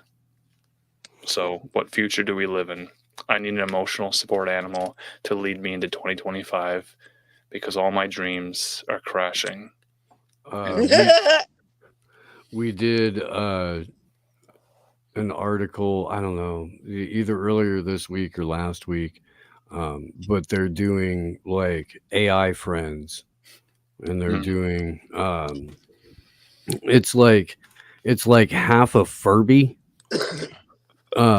that's connected to a large language model, and they're like half a stuffed animal, half a robot, and that's your friend. That's your emotional support friend. So to an earlier point when we were talking, that could be another way that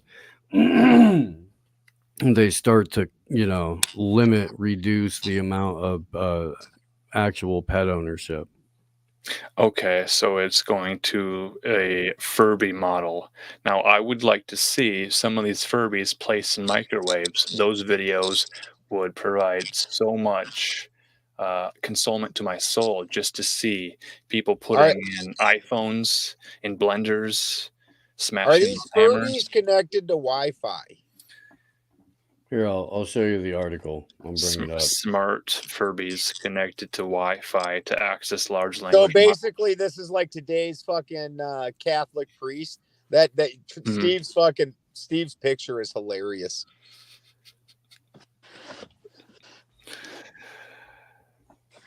Casio made a furry robot designed to cuddle and calm you down. Its own simulated personality and emotions as you interact with it, and can learn to recognize its own. Yep. See, there's no way that's not taking in downloads of patches and shit like that. No, all the time. All the time.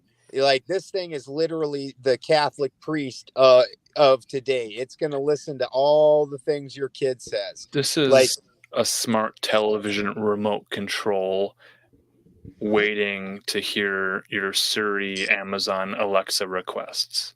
It just has a wind filter. You know, those microphones that have wind filters on them, those fuzzy wind filters. That's what that is to me. I see that. Yeah. And it does look like a Star Trek Tribble. It does look like a Vanguard Industries. That's nice. That's nice. $398 for a Club Mouflin. Yeah, put that thing in a microwave. I've never heard of it. A startup called Vanguard Industries. I've never heard of Vanguard before. Wonder if they're associated with anybody. This thing looks a little bit like the owl from Labyrinth, and I do have my emotional support David Bowie doll standing by. But this thing is not handling my balls tonight. Right. Not allowing that. I do not consent. Unlike your life-size statue of David Bowie. Yeah. Totally handling your balls tonight. Just in the corner. He just sits there and watches. I just back comb the hair, fluff. I mean, I do approve of the idea of David Bowie having to be a cuck. Like, if you like put him.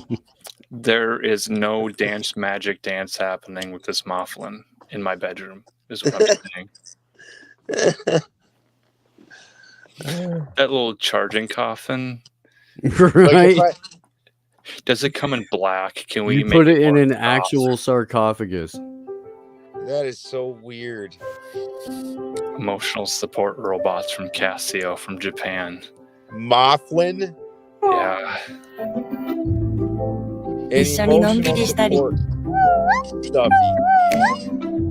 一緒にお出かけしたり。Japanese people are so weird. But they're so 一緒にはしゃいだり。いつも私のそばにいて、心を元気にしてくれる。もやっとした気持ちまで、ふわっと軽くしてくれる。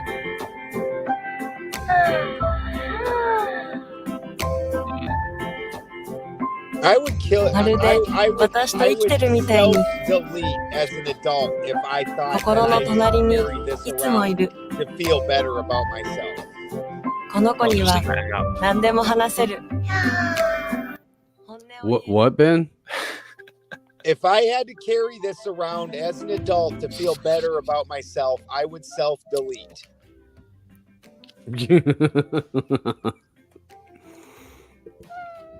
Like, I've been in-person friends with both of you, and if you saw me doing this and you didn't help me self-delete, I'm holding you accountable. Wow. Could I say, Mifflin, play Gojira? Would it play music for me? Maybe. Is it connected to my Spotify account?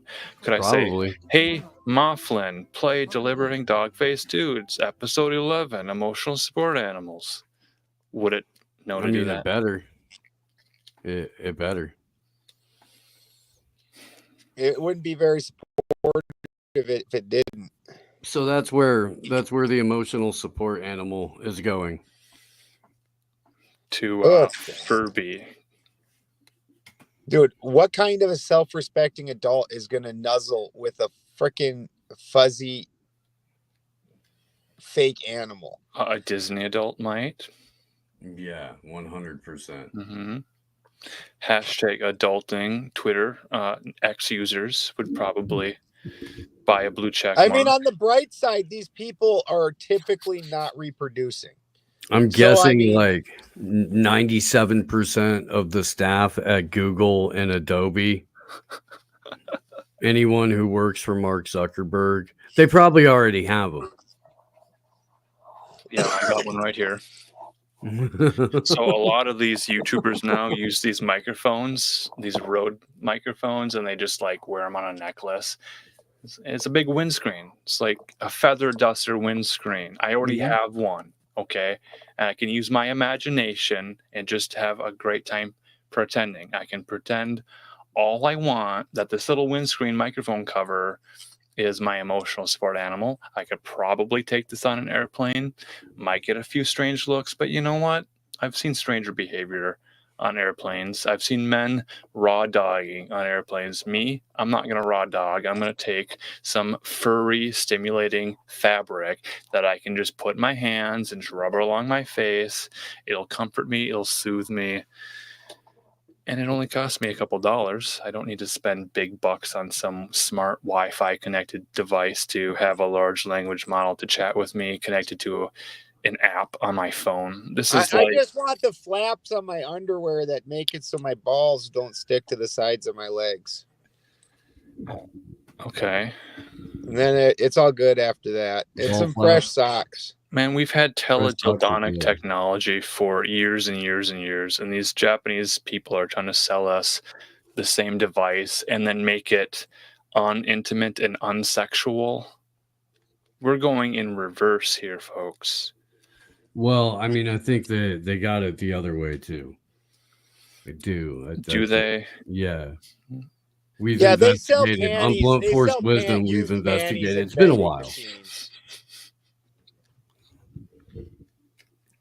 Yeah, I guess that is a step up from selling drawers in the vending machine. Yeah. If they'll buy used drawers in a vending machine, you know that their little stuffy animals got like a secret hole in the back somewhere, or like a vibrate setting. Yeah. Yeah. But we began the conversation talking about strange tongues and strange places and unexpected licks. Unless that muffin, what was it called? Muffler? I don't know what it is. It doesn't have a. It doesn't have a wet Muffin's tongue. going to be like connecting to the Wi-Fi. It doesn't have a wet tongue. 67% of Mufflins were S8 today. The Mifflin Rights Organization pops up.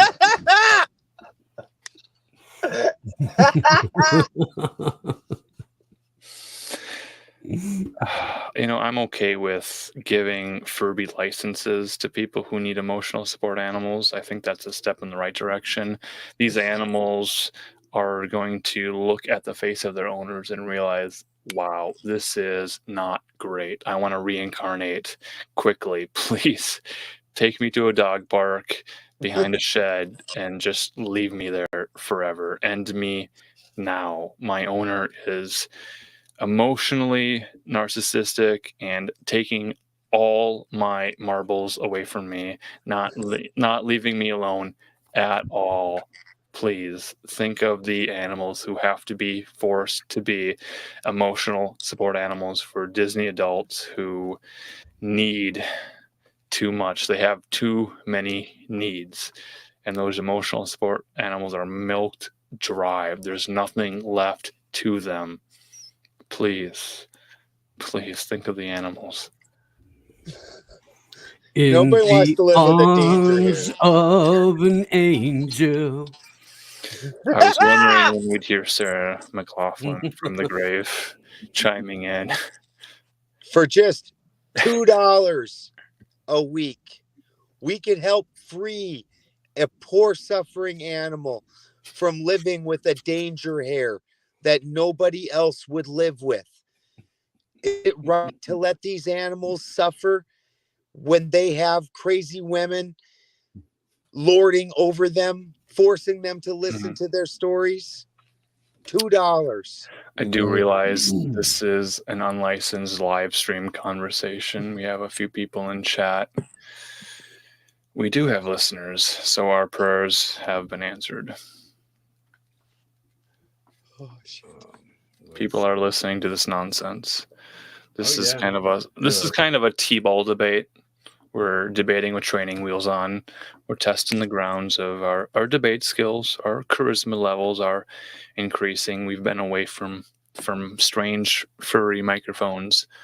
Marcus and I got sucked up in a hurricane. We're just now getting back. It's true. There was a hurricane, and it did rock me. It did rock me, Amadeus. It was a classical hurricane in the true sense of the word. It was very operatic. I come home, I listen to the news, and some guy on television describes the hurricane as being tornadic. And that was traumatic to me to hear a newscaster coin a new word describing a hurricane as being tornadic and having tornadic conditions. The hurricane was misidentified as being like a tornado. Has anybody ever used that word before, tornadic? Have you heard that? It's not fair to hurricanes. It's not fair to tornadoes. There were three. I mean, there's a bunch of different videos of tornadoes touching down prior to the hurricane making landfall. Was it a Sharknado? Yeah, it was. We had running odds on AM Wake Up, but I don't think we ever got definitive proof one way or the other. Okay. I did see where an alligator like washed into some dude's freaking screened-in porch. That would be a hell of a wake up. You step outside to let the dog out, and there's a fucking alligator in your fucking enclosed porch. Mm-hmm. Yeah. Yeah. It was like, I don't know, like bottom of the shin, high water that they were walking through, like in their house. It'd be embarrassing if you have to go to school and you've grown a couple inches and you're wearing those high water pants because you just don't have longer pants because you had a growth spurt. Right. And that's really what we need to encourage in these Disney adults, emotional growth spurts. Just grow a little bit. Mm-hmm. Yeah. No. Danger hair Disney adults with emotional support animals have annoyed everybody on the internet for far too long. So it's time to call them out for what they are. They've also annoyed everybody at the DMV for far too long.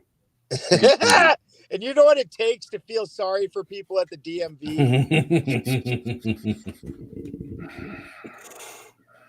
Dude, I did my last run-in with a Disney adult was at the DMV. Were they working there? Yeah. You could see into the office. Okay. You know, and they have all their Funko Pops on their desk. All the freaking there was a couple of different dolls, stuffed animal things. Right. There were Funko Pops. There were some posters. There was a wall of what looked like it might have been like ticket stubs or passes or something like that. Okay. Yeah. That's kind of what teenagers do. Every concert is a new experience, and every Taylor Swift era is something that they want to celebrate. Again, these are behaviors of teenagers. We have a separation. Yeah. We have a rite of passage to make into adulthood, and having an emotional service animal is not the same as having a summer spent at a dude ranch and becoming a man. That's fair. Although I wouldn't advocate that for the women, but well, I think we can accept women At Dude Ranches, it is 2024. Okay, that's very inclusive of you. And that's really my biggest argument for expanding the legal parameters of emotional support animals and making it far more legitimate. Because of that community aspect, it really is, again, the empathy of having an animal and the responsibility. And I'm basing my entire argument on two films, Marley and Me and Turner and Hooch. I never actually saw choices. Marley and Me. I saw the trailer and I learned everything I needed to know. They give I've it heard a all lot away. of people make fun of that movie. Yeah. Turner and Hooch was what? Tom Hanks run amok. Right. Yeah, and there's that movie where he had an emotional support mermaid, Oh yeah. and really that's probably back the when he was solution. making the transition from the really pervy, weird tranny comedian to like wholesome guy. Mm-hmm. Yep. Yeah, well, they'll give you wholesome guy if you put on the dress first. Yeah, the bosom buddies. Bosom buddies. Yep.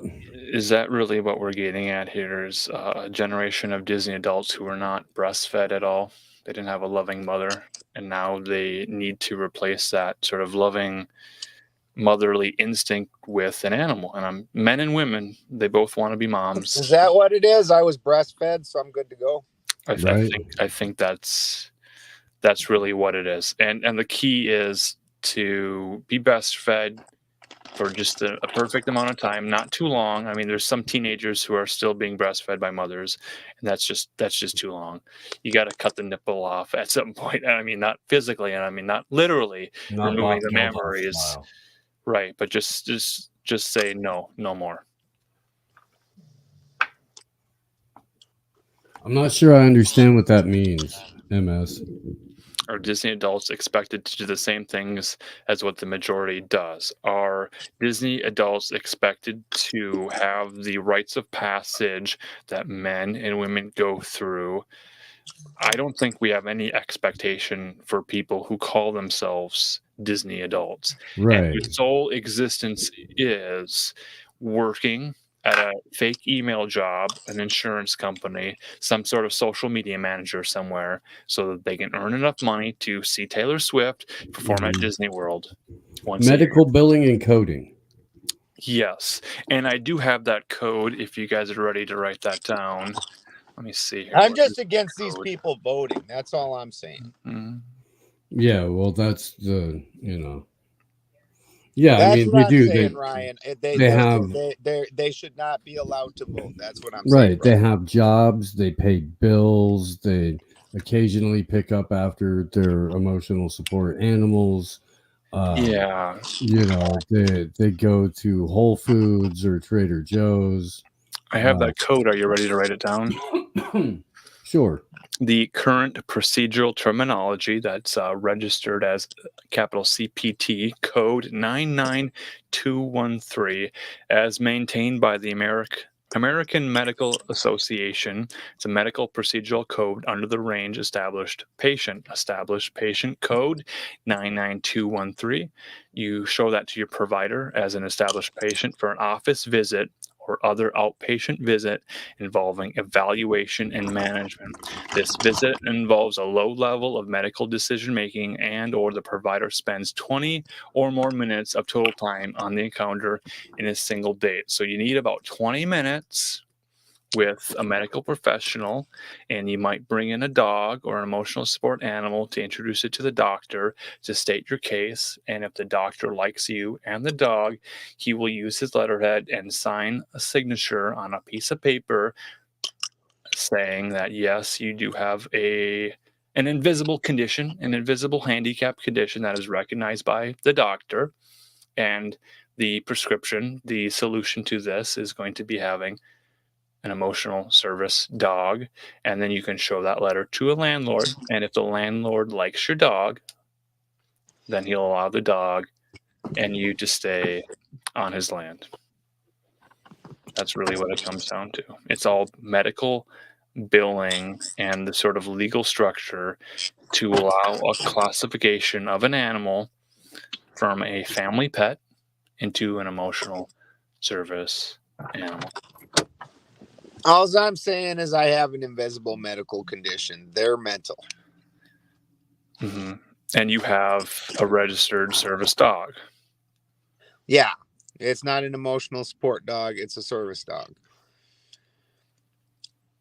What are the differences in the training requirements to become a service dog as an actual dog and not as a human who is in service to another human? That would be like a collared thing. Well, like mine has to react to me getting ready to have a seizure. Mm-hmm. And then when I'm having a seizure, it has to protect me because obviously I'm not particularly...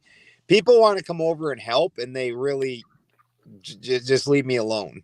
Mm-hmm. Like, and the dog prevents humans from interacting with you during that time. So he's trained to recognize that you're in a vulnerable position and needs to protect you from other humans who want to be extra helpful. And is there a label on the dog? Does he have a vest? Is he marked clearly that he's a service dog? Yeah, he does. Meathead. Hey, Meathead. Do they wear reflectors or high visibility gear so that it's going to glow in the dark? Yeah.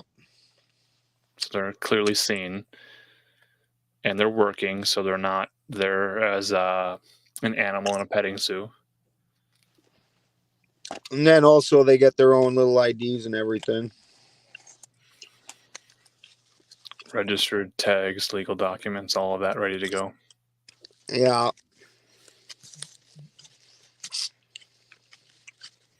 That's a real thing.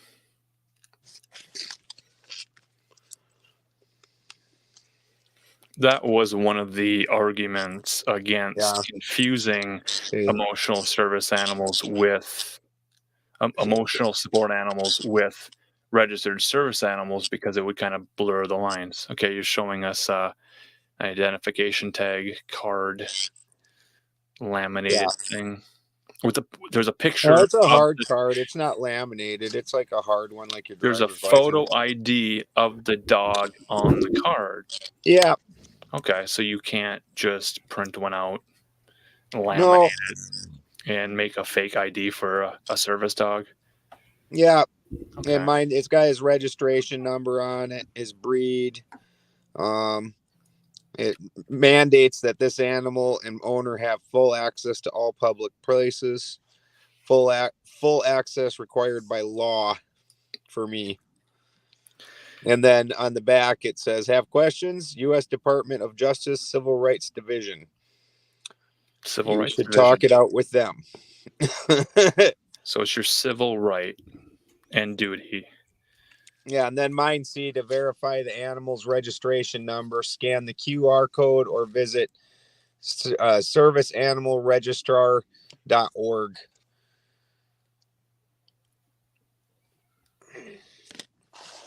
Now, I'm suspicious of it being a .org and not a .gov. It's not a government thing. There's an organization. Is this a legitimate thing? Yeah. Okay. Well, that wins the debate then. That was convincing. It was. Yeah. Just some confidence behind that, and I believe you.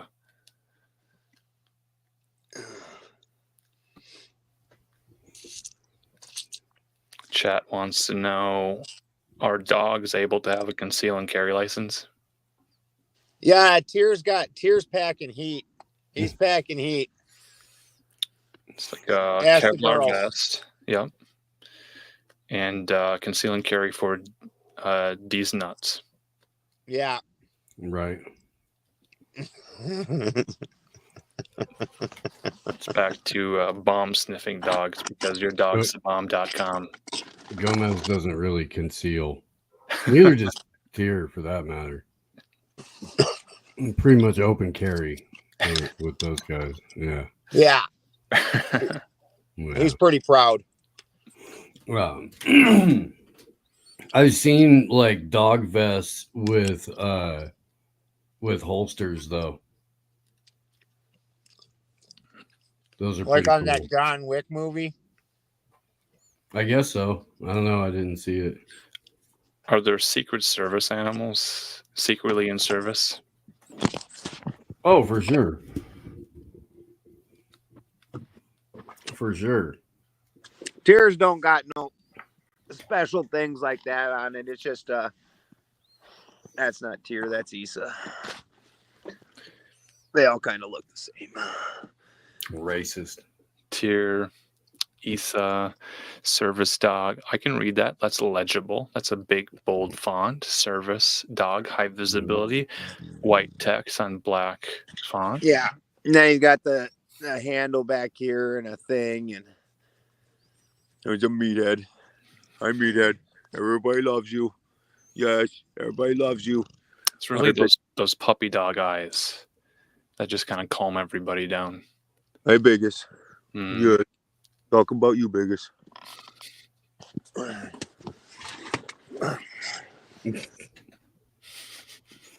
He is sleeping. He's a pit bull. That's what they do. That's all right. It's been a real NPR evening for me too. Real talk radio. Love it. Very calming. Very emotional and supportive of both of you dogs tonight.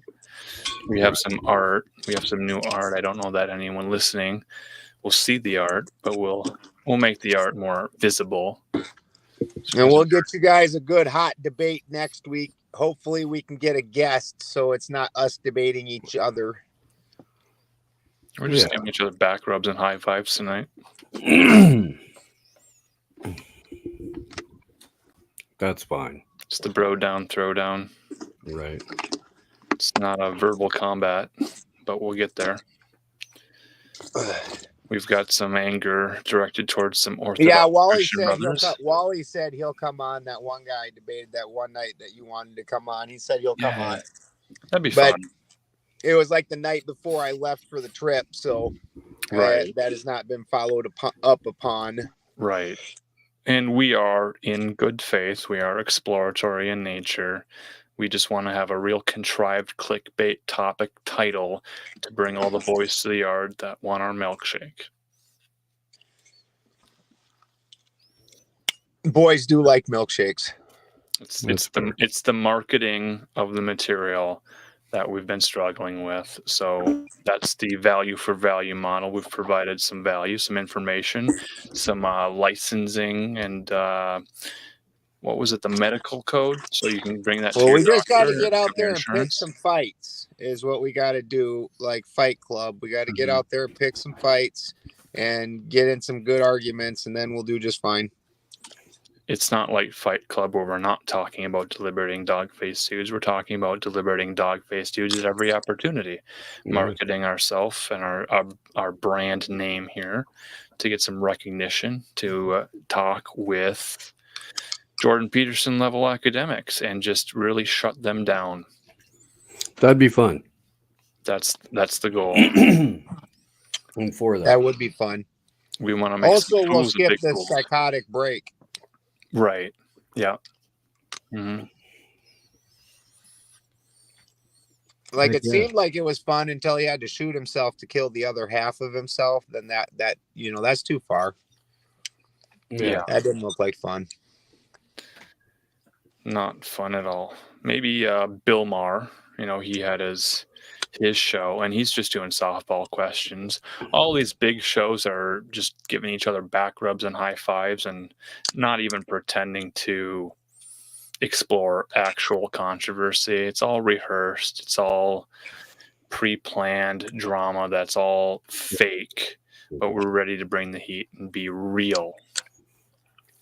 Bill Maher's an absolute clown. You hear that, Bill Maher? Oh, I think he knows. He's got to know. He's got a big red nose, and we're about to boop it and beep it. I tell you what, though, like the way Andrew Wilson manhandled that libertarian dude that's more mainstream and allowed to speak with all the mainstream guys. Like, if Dave, those guys come on shows like that and dudes like Andrew just manhandle them, those dudes are not gonna play with us because like they're just scared. They were already scared, and then like that dude made it. It's like Andrew just like a little kid, treated him like a little kid. you're talking about Dave Smith, right? Yeah. Yeah. Yeah. I saw like a half an hour of that. Like, and that was like right after Dave Smith freaking manhandled Chris Cuomo. That's what I'm saying. Like, holy cow. Those guys would never debate with any of us because they would get smoked. Like if they have an actual debate about anything, they're in trouble. That does seem to be the case. It really does. Like just way over their heads. We're gentlemen. This is a separate club. We're just debating for the sake of debate. I'll choose a position or have one assigned to me. I'll debate anything. Just give me the position. I'll fill up airspace on the microphone. We just want to have fun with this. Mm-hmm. We just want to explore ideas, figure things out. Nothing's decided until the end of the debate, and the debate never ends. It just keeps going on and on. Well, I mean, except for whether cheese is the primary food that you should be eating. The moon is made of cheese. Like, we already figured out that the food pyramid was incorrect, and it's mostly incorrect because they tried to make meat the primary substance, and it's obviously cheese. That's why government has reserves of cheese in caves where the lizard people protect it. Yeah. David Icke, we're ready to have a debate. We know we live in a simulation, and we're ready to have a simulated debate with you in your Matrix Zoom room. Let's go. I saw you the other night during the Aurora Borealis. You were just there. You were glowing brightly. It was brilliant. I love that performance. You united the right and the left and all the people who didn't pay for their television licenses over there across the pond. Let's have a tea party. You know, Sarah Palin not invited. Let's do this thing. Politics, occult geometry, whatever you want to talk about. Let's go David Icke or Jamie Icke. You have your whole iconic network of sons and daughters of the revolution. 1776 has never been like 1984 or whatever Alex Jones wants to do. Let's go Bill Hicks. Come on. We want to have fun with this. Blasphemy. Fighting words.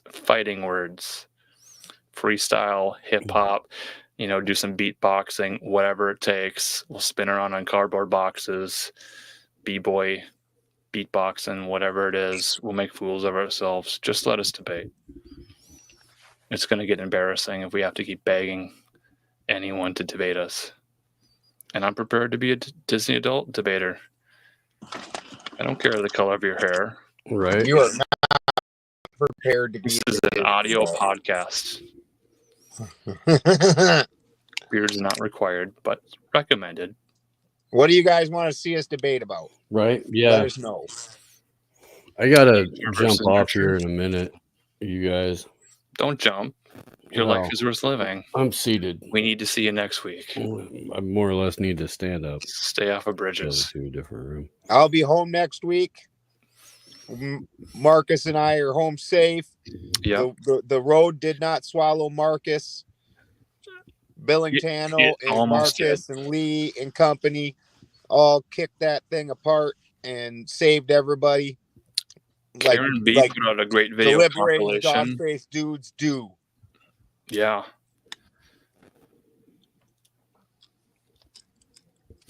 Do you guys have any final debate notes? Did you make all your major points? Where do we stand on this debate about emotional support animals? Have we kind of found our position, or are we still on the fence about it? I think that it's one of those things that you kind of want to. There really should be a vetting process for who gets to have an emotional support animal on some level. On some level. It's like every girl asks her father, "Dad, can I have a pony?" And if the father gives her a pony, then she's going to need a whole horse ranch to raise all of her horses. If you give a mouse a cookie, he'll ask for an entire dairy farm, so he always has milk. If you give him an inch, they'll ask for a mile, this type of thing.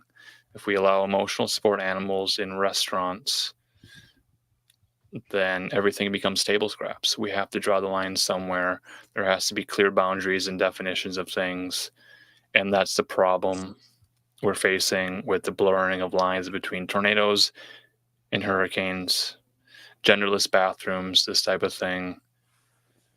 Tim Waltz, we know where you are in Minnesota. Big fan of horses, Tim Waltz. Yeah. There's a song. There's a song Camel. in Minnesota that the Minnesota station's made up about tampons in the restroom. How that's going to solve everything. It's pretty fucking hilarious. That's good stuff. Yeah. No, I've seen. Yeah, I've seen. Animal, and I don't think like the old timers necessarily would have registered them as emotional support animals unless they had to take a flight. But I've seen that be a very, very beneficial thing. I know, me having a dog is a very beneficial thing for my overall mental health. And Gomez, dude, he's the best. So I've seen Old Yeller. I know how the story ends. I think at some point we're gonna debate the issue of eugenics and self-electing to eject from this mortal coil. That idea to say, you know what, I give up.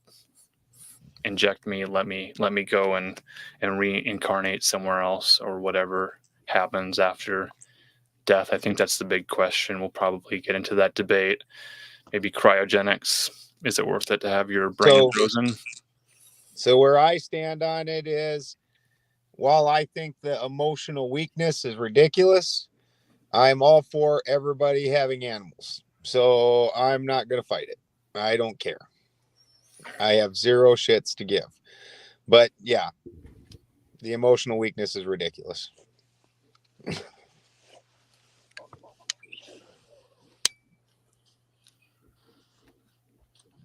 It does get absolutely absurd. And the way that Alex Jones's gods made frogs, gay, is a fact now that we can no longer debate. That's established and on Wikipedia. So bring your Wikipedia articles next week to the debate, and we'll see you in the comment section.